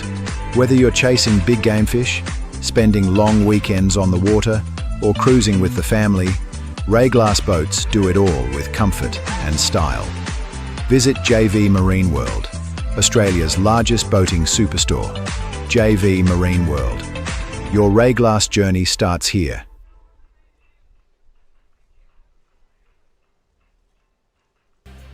Wyndham Harbour on Victoria's Port Phillip Bay hosted round 2 of the season, attracting another strong field of entries and big crowds in what were windy and changeable conditions, something which would have a big impact on the smaller boats in the field. In Supercat Extreme, it was again Boost Mobile and Acme Racing who would go head-to-head, Darren Nicholson and Peter McGrath holding the early edge before Andrew Searle and Tom Barry Cotter made a big charge off the start in Sunday's final race to hold the early lead. The experienced 222 Offshore crew, though, quickly back to the front on their way to their second clean sweep of the season. The Acme team, though, happy to have carded 3 strong finishes and a wealth of data to carry into round 3. Buoyed by their strong performance at Lake Macquarie, the new sting operation of Mike Ratcliffe and Carl Wall were intent on making an impression at Wyndham, and they more than made their presence felt, charging away to victory in all 3 races, the rougher conditions suiting the new hull. Whilst for reigning champions Anthony Defina and Matt Kelly, they elected to conserve after a big moment in the opening race caught them by surprise. A technical setback in Sunday's final keeping them from any chance of a return victory. The 2 contenders ultimately tied on points heading into Geelong. Behind them, DLR Offshore recorded another podium result after a weekend where they spent as much time in the air as on the water. TCR Offshore 2 in the mix during their only complete race, more setbacks sidelining them in races 1 and 3. In Supersports 85, the testing conditions were always more suited to the mighty Special Edition Coodercraft than the catamaran of reigning champions the Colonel. Mark Peshazewski and Mel Nelson storming away in Saturday's 2 opening races before a stunning recovery after a navigational hiccup handed Mick and Jason Kelly an opportunity in race 3, the points leaders extending their advantage, heading to Geelong. Sadly for Ryan Shan and Scott Kelly, they were retirements in the opening race, the heavy conditions forcing damage to the rear of the hull. As the smallest boats in the field, the Supersport 65 teams knew they were in for a hard time in the blustery conditions that ultimately suited reigning champions Valentis, who were back for their first event of the season. In the end, the Pack brothers claimed a trio of wins to take the round victory ahead of the local team of Dean and Danny Kaeli, with Adrian Vandersloot an impressive 3rd on his debut in the category, ahead of points leaders Harry Backer and Shane Payton. Wyndham Harbour also saw the debut of the new Super V85 category, designed around inboard engine ski boats, with a number of teams joining the field, including 2-time Southern 80 winner Tim Pickford. Ultimately, though, it was Sam Livesley who claimed the silverware, the former car racer using the event to build his experience in the rough conditions, finishing all 3 races to claim top honours for the round.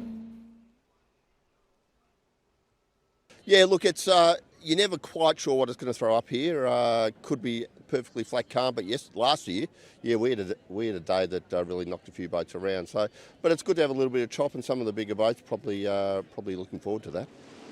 So we've introduced a long lap, or a joker lap, maybe we'll call it. So the idea with that is somewhere over the 30-minute time frame of the race, you have to do 2 extra long laps. So these laps are about 300 metres longer than your standard lap, with two extra buoys 300 metres further out. It becomes a tactical decision. It perhaps becomes a decision about what's more entertaining for the crowd as well, whether you've got clean water in front of you, whether you're overtaking boats. So it's something that it's been done before overseas in this sort of scenario. We've done it before to bring parity in classes, but this time around it's purely a tactical thing. You've got to do two joker laps over your 30 minutes. Supercat and Supercat Extreme are doing 2 over their 30 minutes, and the sports classes will do 1.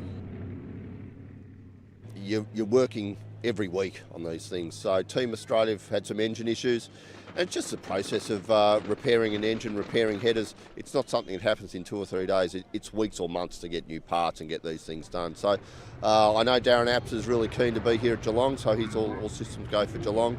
And Surly's had still chasing a few engine gremlins that he had at Lake Macquarie, but he'll get on top of those. I suppose you call it new boat issues, or new boat for us. So we've spent a fair bit of time the last few months. We've had the boat back in testing, so we're happy now. If we have 3 solid races and improve on where we were last race, we'll be happy. It's a lifelong dream to end up in this sort of boat, so no, it's well and truly worthwhile.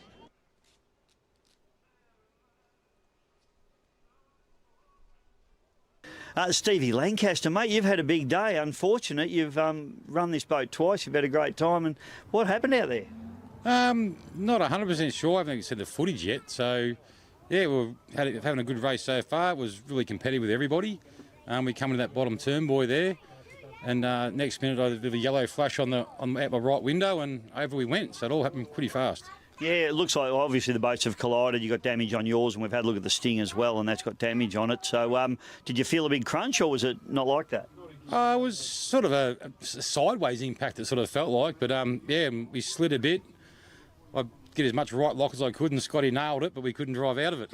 Yeah, it looked like he just ran out of room. We've had a little bit of a look at the footage, and others will be the judge of that. But, mate, the damage to the boat, how are we looking? I don't want to hold you up too long because you're working on it now, but how are we looking? Engines are all drained of oil and fresh oil. They're turning over by hand, no worries. Haven't had a look at the structural stuff. It doesn't look too bad. It looks fairly superficial at this stage. So the main thing is the engines are turning over. So we'll hopefully get them running in the next couple of hours, and with any luck, we'll be back tomorrow. Oh, that's good news, mate. Yeah, I've spoken to the Sting boys, and they reckon they're going to be back out tomorrow as well. Tell you what, you're competitive, though. The boat's quick. Not at the moment. And the boys were saying that no water came into the cockpit. Is that right? No, so when we went over, all the sort of training we've done with our immersion tests, bang regs in, we're upside down for not very long, and I said to Scott, "You're right." He goes, "Yeah, I'm right." So regs back out, well, regs out the mouth, and then, yeah, there was probably 6 inches of water on the roof, if that makes sense, where we're standing up. So no, it was fine. So all the wiring under the dash and everything, you don't think that's been affected by water? Not as yet. That actually didn't go under. So yeah, I think I undid my belt a bit quick and banged my head on the roof when I was upside down. But yeah, it was all pretty calm. Yeah, it's one thing they don't teach you in a cell test, isn't it? If there's no water in there and you undo your belt, you fall down. Yes, I learnt that just today. You land on your head. Yes. Oh, mate, it's good to see you all right. You're both okay and you're still smiling. So yes. Good luck. We're not going to hold you up too long. Good luck with the repair, and hopefully see you tomorrow. Thanks very much. Thanks, mate. Cheers. Well, sometimes in offshore powerboat racing it can go wrong, and today it did. This is a brand new team. So this boat, the former Saracen Mantis boat that's been running, current championship winner, bought by Steve Lancaster and his team, the Kess Racing team. And unfortunately today they've been tangled up in an incident down at turn number 1 with the Sting team. Now, I'll just show you what's happened. They've come through and they've cleaned up the Sting. And you can see here, plenty of damage to the front of the boat. So this boat's got an actual vinyl wrap on it. It's not painted. So a lot of this is under the wrap, and the wrap's going to have to come off for the guys to assess all the damage. But you can see there that a lot of the surface is broken, but it's broken through here. But the interesting thing through here, and I'll get you to come through if I can, Mateus. And I don't know whether you can get a shot, but this doesn't look as bad as that, but I think this is actually worse through here. So we've got a crack through here, and the boat certainly had its side pushed in there. So a bad day, unfortunately, for Steve Lancaster and Scott Kelly in the Kess Racing entry, but I'm sure they'll get that boat back on the water as soon as they can. Okay, so just down at the back of the Kess Racing boat, it's been a big day for these boys. So they've rolled this boat over. What does that mean? Well, there is some damage on the hull, as we've seen. But we can see now they're trying to get the salt water out of these 4.6 litre quad cam Mercury V8 four-stroke engines. The good news with these four-stroke engines is they're full of oil, like a normal four-stroke engine in your car. So all the oil does run into the engines. What they need to do now is, as you can see all the water and the spray coming out of the spark plug holes. They're cranking these engines over, trying to get the moisture out of them. Then they'll get them started. They'll take it down to the ramp and get the engine hot. That way, they'll get those all the water molecules out of the engine and get it running again. So that's the project at the moment for these guys. They've got a lot of work on their hands tonight. Well, Mr. Tricker, that didn't exactly go to plan, mate. Tell us about your day. I feel like I've done 5 rounds with Mike Tyson. Might have marked a Russian, same. Oh my God. Yeah, well, the seat base broke. So it was just a big hit out there, and 1 minute I'm in the front seat, next minute I'm in the back seat. I got to look at the bright side of it. I was lucky. I come out with very little injury, just a half-broken thumb. But like I could have gone out, so which they're too old to be going out these days. Mate, that's no good. We didn't know what had happened. We didn't know it was a boat problem. We saw the boat drive back in. We weren't too sure. You're both still sitting up in the boat when it came in. I was on my knees, actually. I was on my knees. I think, in looking at it, I think what's happened is the base has probably been a bit fractured over the years of racing, and it's got quite a bit of leverage over the actual floor mount, and he's got new seats. The seats are tremendous. They're quite rigid, and I think that's just that, and another probably 50 kilos over his normal observer, and a big hit, and that was enough. Everything's conspired. Yeah. In your first lap, what did you think of the boat before that happened? Boat was great. Yeah, the boat was great. Yeah, it was a bit snotty out there. I was surprised on that front straight. But yeah, it was pretty. It was okay. That was good. Yeah, it was good. It was great. What's the plan, mate? Are we going to fix this seat tonight and get this boat back out there tomorrow? Yeah, Mark's going to have a great day tomorrow. I said I'm not going back in until you're through bowled it. Okay, mate, it's great to see you here. I'm glad to see you enjoy the racing. We're going to see you at Geelong? You might do, yeah. I mean, look, you know what? I enjoy the people. It's a tremendous crowd. They're just a good bunch of guys. They're from a different facet of powerboat racing, ski racing, whatever, as you know. They're also welcoming and respectful, and yeah. I mean, someone said today, we're going to take you for one of the big cats tomorrow morning. So I don't know which one. So I said, yep, just come and get me. I'm up for that. Mate, I think you enjoy that. The only trouble is it might hurt your bank account. I know, exactly. That's the problem, yeah. And there are a few around for sale too. So Andy Smith, if you're listening, I need a discount. He needs a deal. Good on you, Guru. Thanks, mate. It's great to have you here, brother. Thank you very much, mate. Thanks, mate. Thank you. Offshore powerboat racing is hard on the gear. We say it all the time. This is the Team 38 Racing. It's a 6-metre Spectre, a Spectre 6000. These boats were built in the 1980s by Tony Lowe, Simon Ishwood and his team. They were flopped off a timber hull built by Peter Inglis out of African mahogany, in actual fact. It's one of my favourite boats as a young fella watching it go around. Beautiful timber boat. But these guys pulled a mould off that particular boat and they built these things. This is the Spectre. But unfortunately today, the old girl, this is the gunnel rubber. This is the rubber strip that runs around the hull and deck joint. The boys have obviously thrown the boat up on its side and the boat's flexed that much.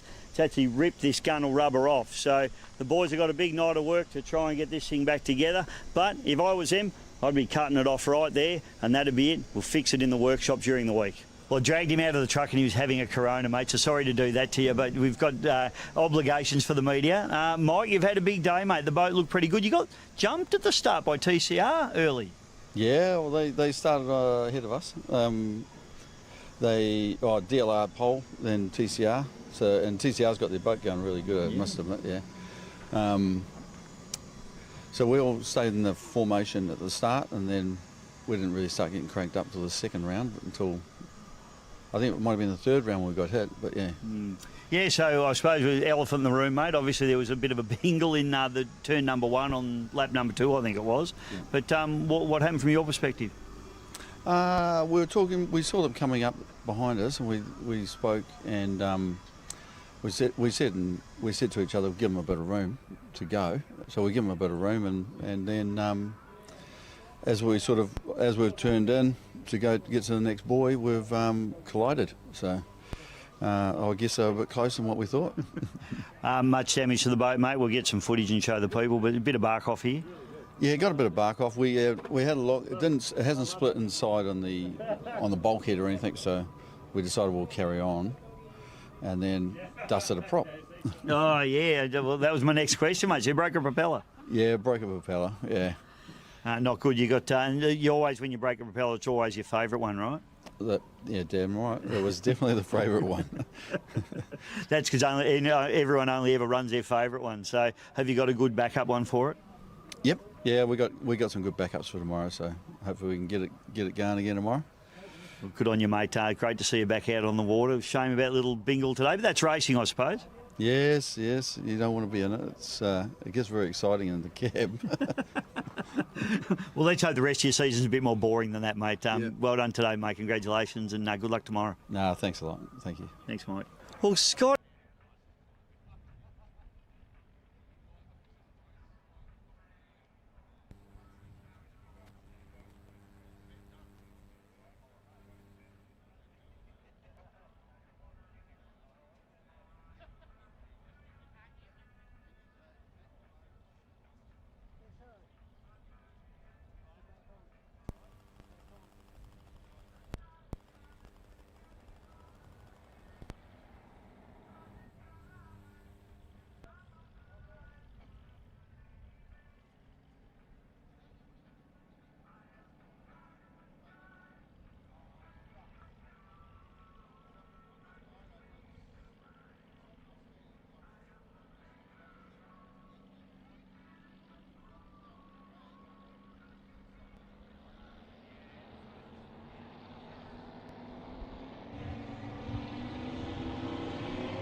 Welcome back, ladies and gentlemen, for the final race of the weekend, round number 2 of the Offshore Supercat Championships here at beautiful Wyndham Harbour for JV Marine. And we have got Supercat Extreme and Supercat Outboards lifting themselves up out of the water and about to set off on their 30-minute trek around this beautiful Port Phillip Bay venue. The JV Marine start boat picks them up. Venturi, Hornet, Mojo, the Sting, TCR, and DLR lifting itself up out of the water, getting onto the plane there with the Dove boys. A little bit slow to get itself up onto the plane there, but she eventually does.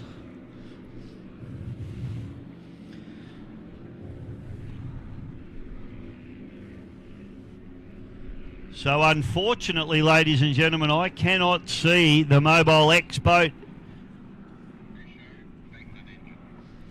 And just had word that unfortunately was an engine failure for Mobile X, Darren Nicholson and Steve Jellick. That's Steve Jellick. He's a bit hard on the gear, that kid.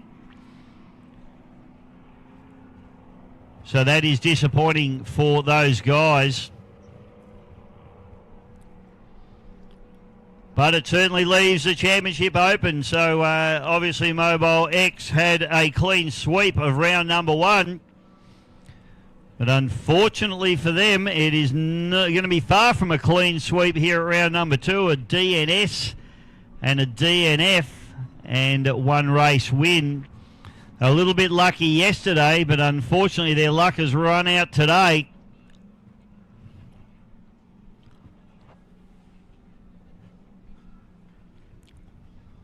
So that's really going to open up the championship now, particularly Mick and Jason Kelly in the Hornet Racing, who have been absolutely clinical here this weekend.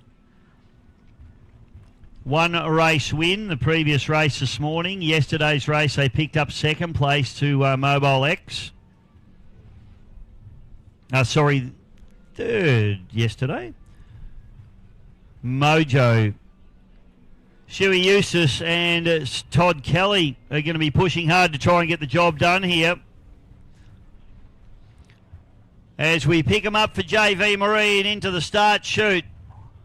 30 minutes for this particular event. 2 long laps for the Supercat Extreme and Supercat Outboard categories.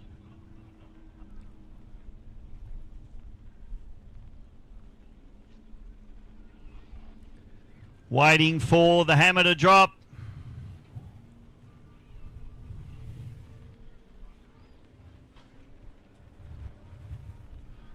Here at beautiful Wyndham Harbour, just a little bit of drizzly rain coming down. Still quite warm and humid. A little bit like Queensland weather down here at the moment. Queenslanders will feel at home.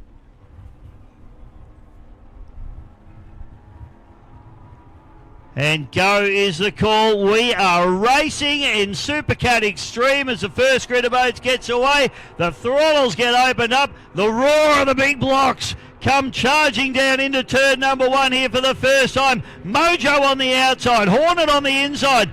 Venturi splitting the wedge there in the middle as we come in, and it gets tight down into turn number 1. Mojo holds a tight line. Hornet runs on the inside on pole 1 and exits in P1. Strong there.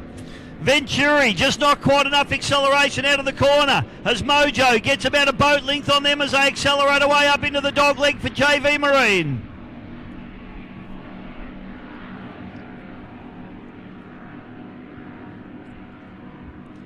Up into the dog leg they go, and it's Hornet back to Mojo, back to Venturi. We'll pick up now on our Supercat outboard boats. A flag drops for them. The Sting on the inside, TCR on the outside of them, and DLR on the far outside. Sting gets a cracker and tips down into the port turn at the bottom end of this beautiful Wyndham Harbour course for the first time. Doing it for JV Marine.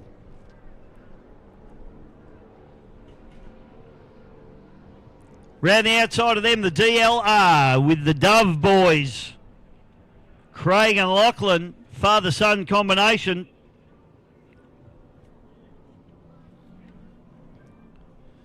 So 2 long laps for these guys. Conditions looking very, very nice out there at the moment as we watch the big bangers. 3 wide as they come up through the top turn. Down into Wyndham Harbour front straight away.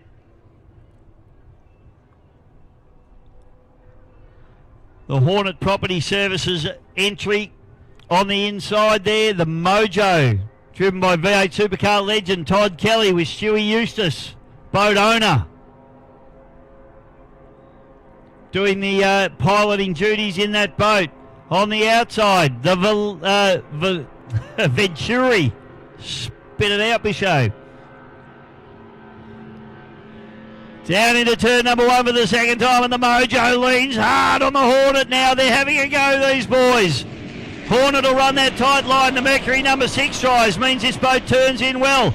Venturi, not the gap between them and the leaders that we've seen in the previous races. Oh, Mojo gets a huge hose down there as they try and go the inside, still getting hosed down. I hope they don't suck too much of that salt water into their engine bay. Mojo being aggressive now, trying to get up the inside, but it means they go to the outside now for the dog leg. Hornet through the dog leg now. The Kelly boys. There's Kellys everywhere out there at the moment. Mick and Jason in the Hornet Racing. Todd Kelly, of course, in the Mojo, no relation. And up to the top turn they go. Hornet with a good break. On board with the Sting, these boys have got a good break in the Supercat outboard category. And they're looking very, very ominous to walk away with this one unless something goes pear-shaped for them. TCR, after being super quick yesterday, just haven't got the pace to really go with them at the moment.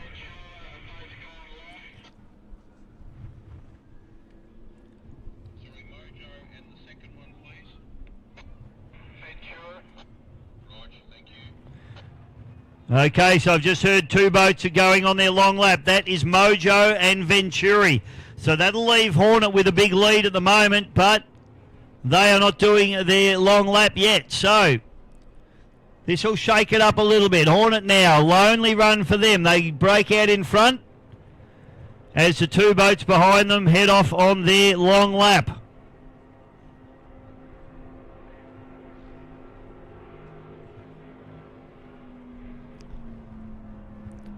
So these boys need to be mindful that although they are out in front and strong, they can't afford to lift because the other two competitors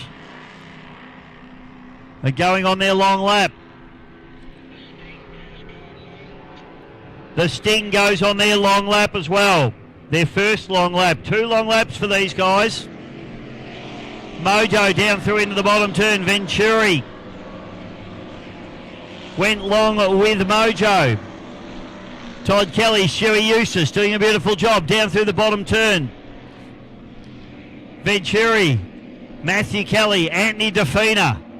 The fearsome combination, multiple Australian champions. Brand new boat for this team.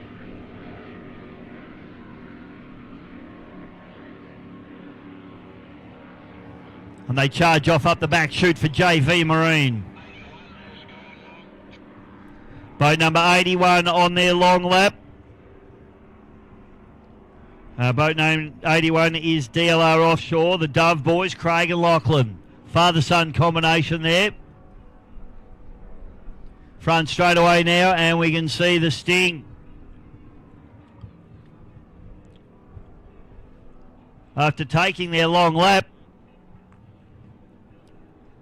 And still in front. Incredible stuff. It was a good break there for the Sting as they tip down into the... Okay, just got word. Mojo gone for a second long lap, getting it done early. Still with 23 minutes left to run in this 30-minute race. TCR now down through the bottom, but focusing in. Very, very dull and grey conditions here at the moment as the Hornet comes down the front chute again.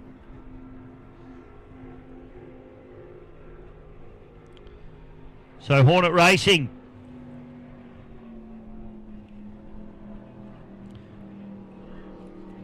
Doing it comfortably now. Mojo going on to their second long lap. Will Hornet do their long lap now? That's the question.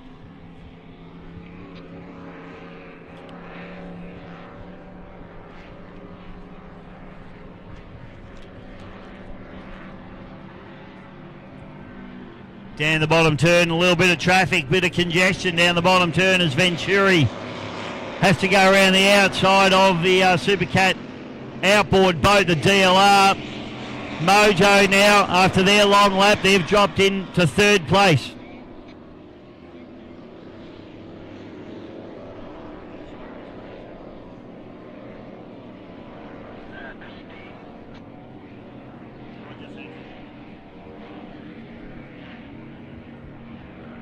So the Sting takes their second long lap. And TCR take their first long lap as well. So everybody's starting to drop in and take their long laps.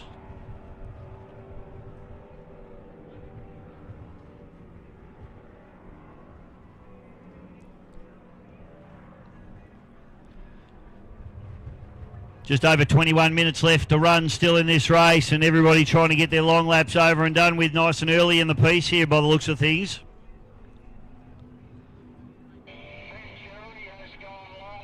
Venturi now taking their second long lap as well.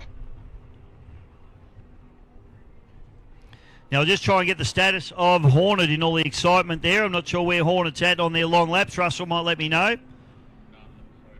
Yeah, none so far. That's what I thought. Thought I might have missed one, but I haven't. So it's going to be interesting. We've got Mojo have taken their 2, or currently on. Venturi currently on. And Hornet Racing yet to take their 2 long laps. So although there's a big gap there now, Sting has done their 2 long laps and they're about to get rounded up by Hornet Racing. I reckon Hornet will be thinking about doing at least one of their long laps very soon, either this lap or the next.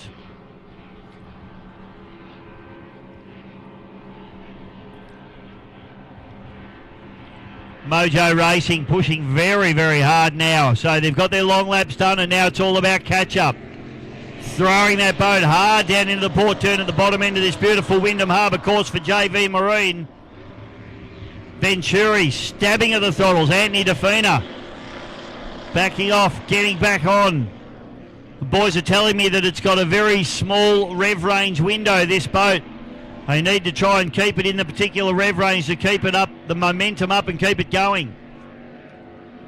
So Venturi fires away again. These smaller gears have certainly helped that boat today. They're still a little bit off the pace, but definitely getting better and better.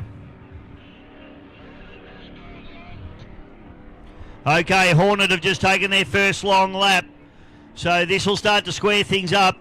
After their second long lap, we'll see where they are with Mojo.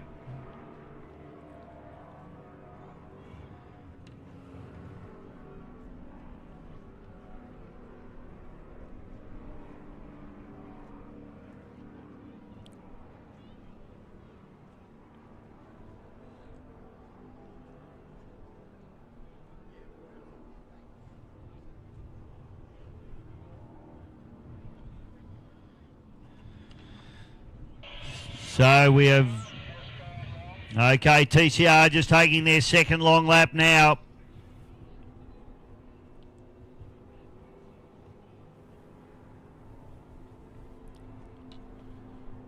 So the only ones to take, not to take their second long lap, everybody's taking their first. We've got DLR Offshore and Hornet Racing both need to take their second long lap. Sting is done and dusted. They are on the hard charge now. 18 minutes and 40 seconds gone in this race. DLR just have taken their second long lap. Hornet come through, down through the bottom turn now, so they've still got a long lap to go. So the gap between them and Mojo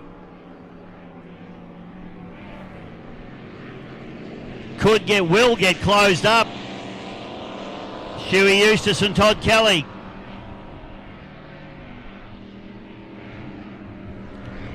Venturi running in the wash of the Mojo as well.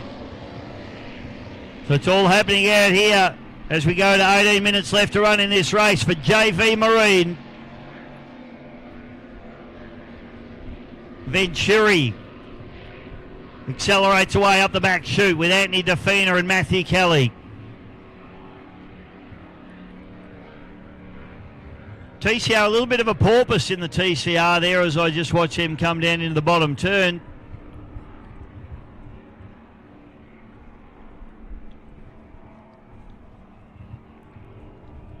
And when I see these boats porpoising a little bit, it's almost like they've lost a little bit of power and just unable to hold a head of steam there. But we'll keep an eye on TCR. Looks like it's settled back down now and firing away.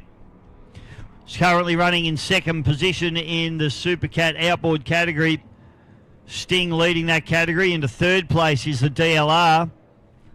But TCR up into the dogleg. DLR now down the front straight away. So they're doing a great job here, the Dove boys. They've taken their two long laps. Craig and Lachlan, father-son combination. For those of you watching that are here, Craig Dove, he actually holds the record for water skiing between Tasmania and Melbourne. It's about 8 hours he spent on the ski. Former water ski racer himself. And his nickname's Rwanda.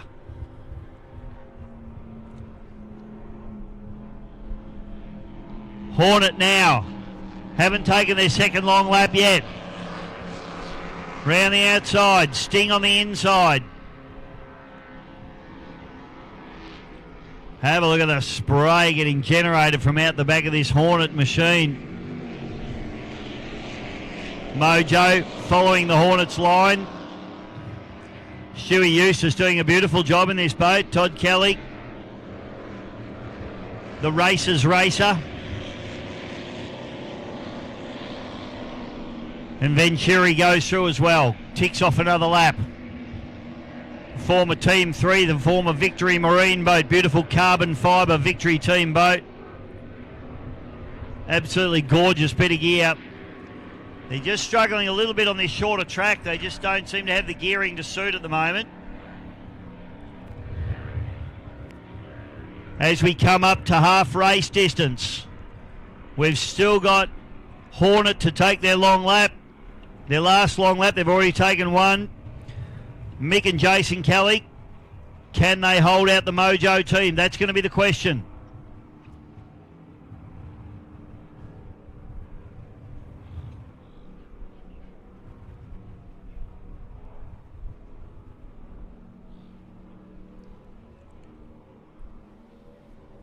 Down through the bottom turn, TCR ticks off another lap. Big Stevie Kelly and the caterer to the stars, Scotty Richardson.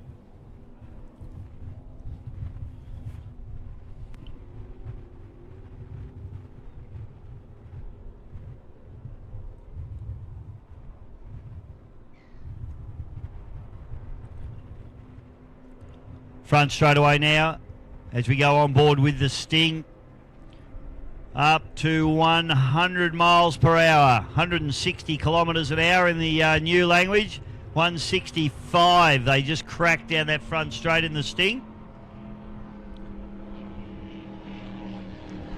Hornet Racing down through the bottom turn, still haven't done their long lap. Having to negotiate a little bit of traffic there in the form of DLR and the Sting. So too does Mojo as they come down into the bottom turn. Well, this beautiful Wyndham Harbour course.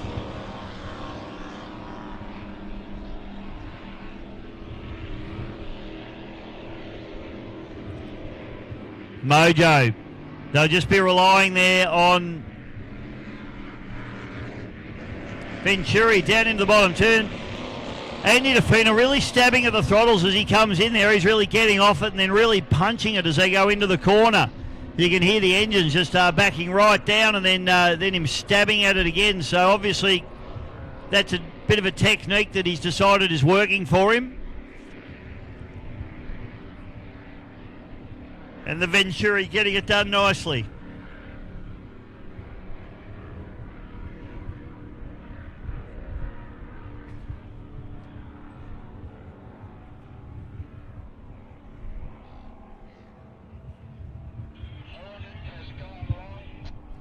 Rightio, Hornet goes on its long lap, ladies and gentlemen, so let's see where this all pans out.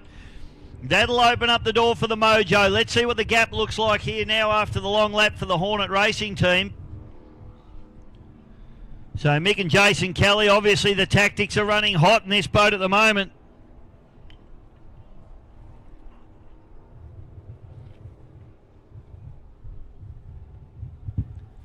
TCR down the front, shoot. They're having a little bit of a lonely day out here at the moment. Scotty Richardson and Stavros Kelly.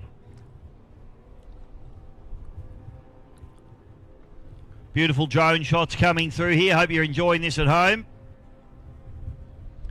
Big thank you to our major sponsor, JV Marine. And here you go. Long laps done. Absolutely gunnel to gunnel, side by side, deck to deck racing now. Mojo on the inside, Hornet on the outside. This is going to go off. 12 minutes left to run in this race, and the Mojo, for the first time on course, pokes its nose into the lead. Todd Kelly and Stewie Eustace. Can they hold out the hard-charging Kelly boys in the Hornet machine? This is going to go off here at Wyndham Harbour for the final race of round number 2 of the Australian Offshore Superboat Championships for JV Marine. Back straight away now, Mojo and Hornet going at it. Sting comes through, solid lead for them. Venturi running into third place. I don't think they're going to catch the leaders. DLR doing a solid job getting a lap put on them though.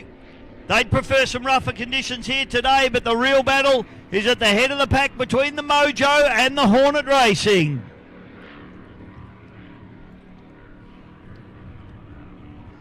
Up through the JV Marine World dogleg on the back end of this course.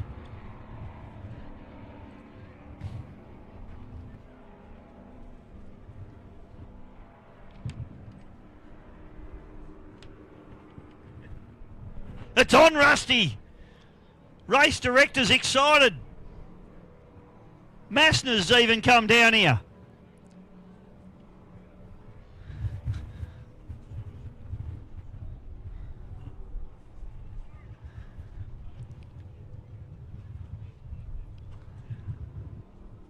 So it is on. Hornet trying to get to the inside now. This is enthralling stuff with 10 minutes left to run in this race. Give or take. The Mojo absolutely wringing the neck of this boat down the front straight away. Todd Kelly with the bit between his teeth now. He's almost got his feet up on the hand throttles in this boat. Trimmed and sitting beautifully. This is the first time they've had a good look at this Hornet boat today, and they've got him in behind. And they've got a good break on him now. Mojo, boat number 15, goes into the lead of the Supercat Extreme category as they run around the outside of the TCR machine. And Hornet comes to a grinding halt. They've got a problem. Oh, what a shame here for the Hornet Racing team.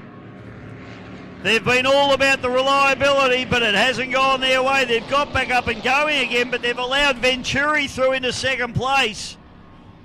Now they get up and going again. Unbelievable stuff. Hornet, they'll be absolutely biting the steering wheel in that boat. Devastating stuff for them. Looks like they're going to continue on at this stage. They did have a small issue with the starboard engine in the pits last night, but it didn't seem to be an issue this morning. Maybe that reared its ugly head.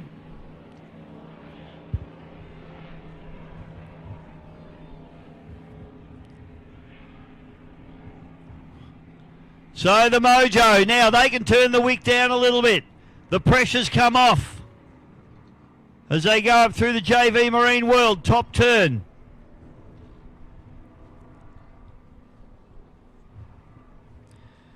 I'll tell you what a beautiful spot this Werribee location in Wyndham Harbour is. Tell you what, while you're checking out all the action here in Wyndham Harbour, don't forget to make the most of the rest of your weekend. I can't speak, I've forgotten how to speak, Paul. It's not good for a commentator. Check out the new Elephant Trail at Werribee Open Range Zoo, and check out the Celadora wine tastings at Shadowfax. There's plenty to do and explore in this region. Check out the website, visit werribee.com for ideas on what to see and what to do. Absolutely beautiful area. We've been loving our time down here. 7 minutes and 45 seconds to go in this race, and Todd Kelly and Stewie Eustace in the Mojo, tipping in hard into the bottom end of this beautiful Werribee course at the Wyndham Harbour end. Big shout out to the team here at 3030 as well. Doing a beautiful job.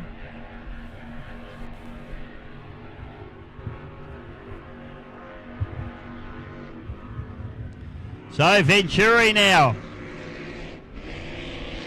Andy DeFina still really stabbing at the throttles in that boat as he comes down through the bottom turn. They run the wide line. Looks like Hornet's back up and going. I'm not sure what's going on with that boat. So Hornet now putting a lap on the Sting. Sting is our race leader in the Supercat outboard category. Down through the JV Marine bottom turn.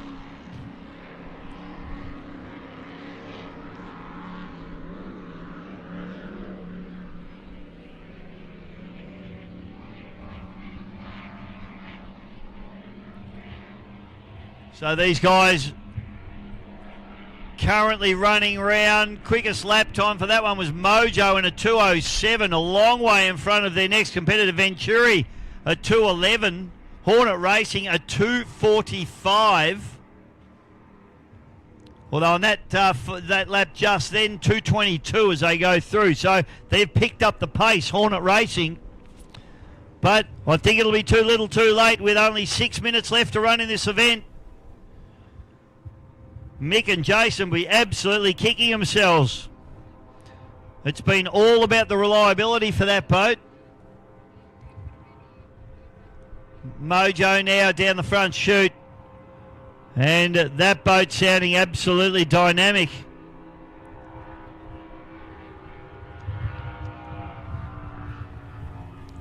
Flying away down in the bottom turn as the rain starts to fall here at Wyndham Harbour.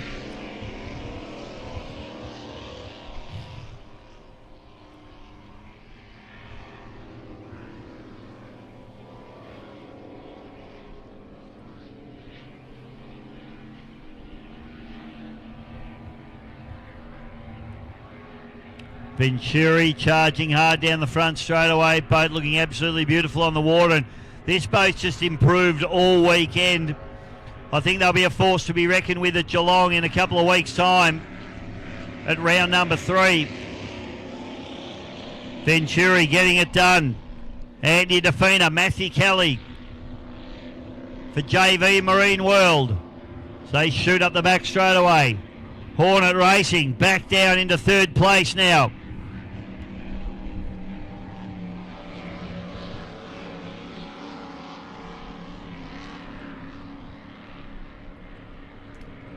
So Hornet down through the bottom turn. They'll be absolutely devastated. I'm not sure what the problem is with the boat. TCR, good solid run for them. But I tell you what, this is how much the Sting has wound up the pace. They are going to put a lap on TCR here. So this is unbelievable from what we saw yesterday to today. The Sting right up the transom now at TCR to put a lap on these guys. They're going to really stamp some authority on this race. Got just under 4 minutes left to run in this race.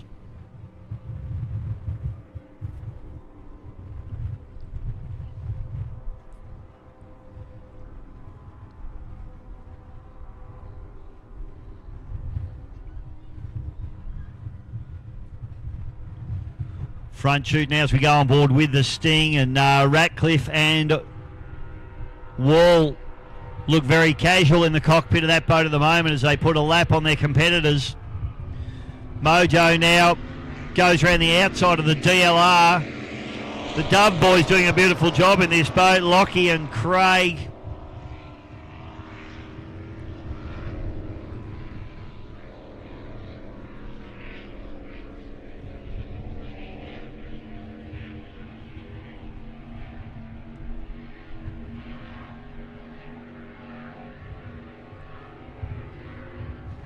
Venturi, Matty Kelly, Anthony Defina. I think they'll be pretty pleased with this run.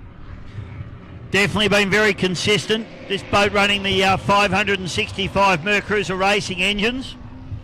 Got a little bit more power than the Hornet boat, but they just haven't been able to get the setup quite as good as Hornet, but unfortunately you've got to be there at the end, and Hornet having a little bit of a hiccup there has seen them back into third place. Disappointing for them. They won't be happy.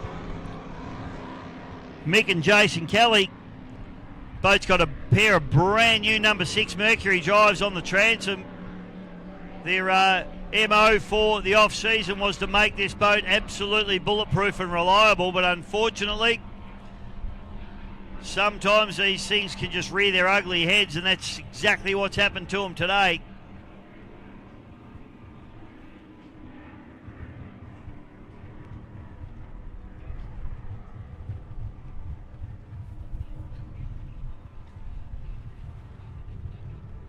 Sting going through, and that's a lot of gap that they've put.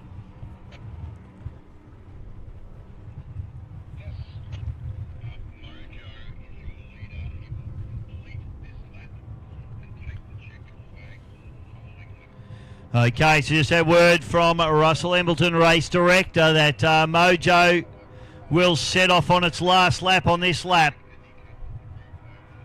As they charge down the front straight away, Stewie Eustace, Todd Kelly having a real dip in this Mojo boat. Down the bottom turn they go. So they set off on their final lap. And this has been a great drive from Stewie Eustace and TK.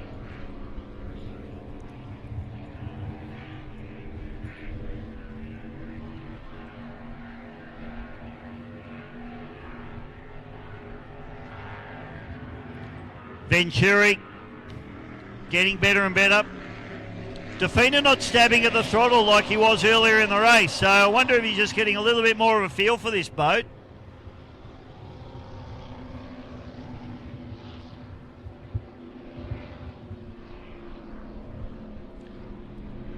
Horner Racing picks up the final lap now as well.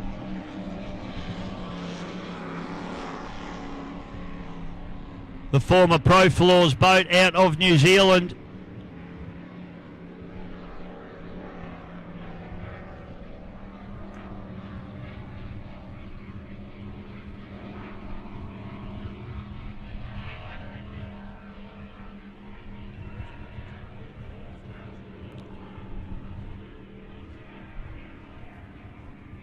Okay, back up the into the JV Marine World dogleg.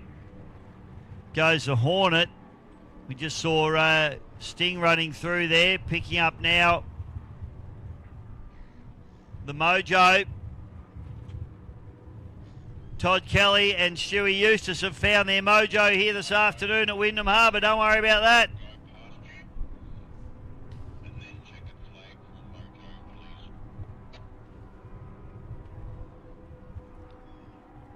Okay, TCR, they'll come through and set off on their final lap. I think they've had a little bit of an issue in that boat. It might have just dropped off the pace a little bit.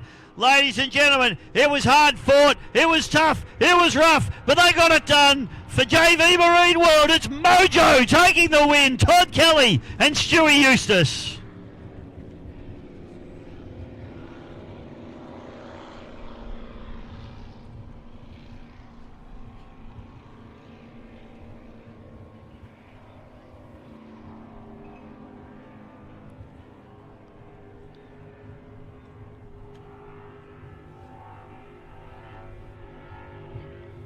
Next boat to come through. Put your hands together for Andy DeFeeder and Matthew Kelly and Venturi Racing.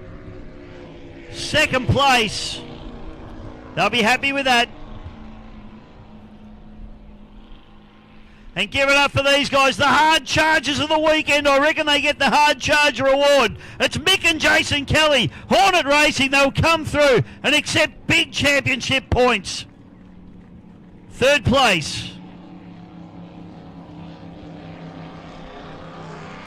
This will be a third place for the Dove boys. Craig Dove and Lachlan Dove, father-son combination, DLR. Solid run for them.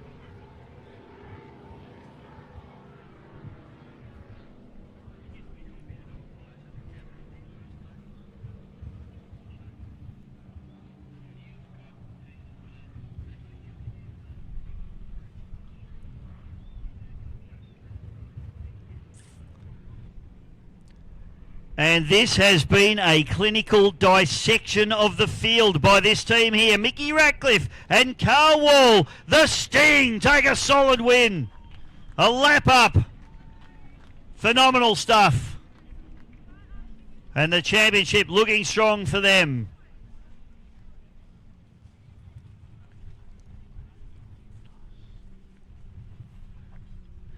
And just waiting for our final boat to come home now, which is Team TCR.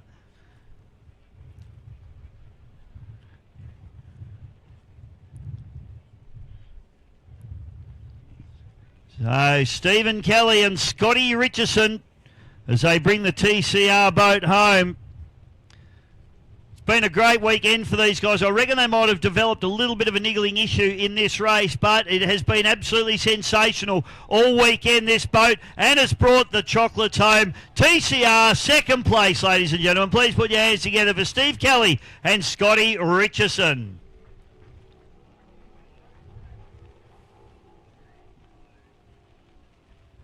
Well, that's it, folks. That wraps up racing for the day and for the weekend for round 2 of the Australian Offshore Superboat Championships here at beautiful Wyndham Harbour in Werribee. We certainly hope you've enjoyed all the racing over the weekend. And don't forget to check your dates. We've got round number 3 in a few weeks over in Geelong, just across the bay over there. It's going to be absolutely fantastic. Congratulations to all the winners. Commiserations to the losers. And for those guys who've got broken boats, they need to get into the sheds and work on them and get them down to Geelong for round number 3. Thanks everybody for watching at home. Thank you to Andy at Airscape, our wonderful drone man. Of course, Scotty Lambert, GP Hydro live streaming, Sean Henshelwood, my men, we got Neil Cullis and Paulie Williams behind me as well, and also Tilly doing an awesome job. The race director crew, of course, Russell Embleton down in the truck doing all the really hard work, all of our volunteers. We've also got Lockie and Tilly down there working hard as well. Thanks to everybody for making it such a great weekend. We're going to have presentation over here a little bit later on this afternoon if you're here on site. But if you're watching at home, we hope you've enjoyed all the racing, and we'll see you at the next race. Bye for now. Adventure calls. And now, JV Marine World proudly stocks Ray Glass boats, the ultimate in quality and performance. Whether you're chasing big game fish, spending long weekends on the water, or cruising with the family, Ray Glass boats do it all with comfort and style. Visit JV Marine World, Australia's largest boating superstore. JV Marine World. Your Ray Glass journey starts here.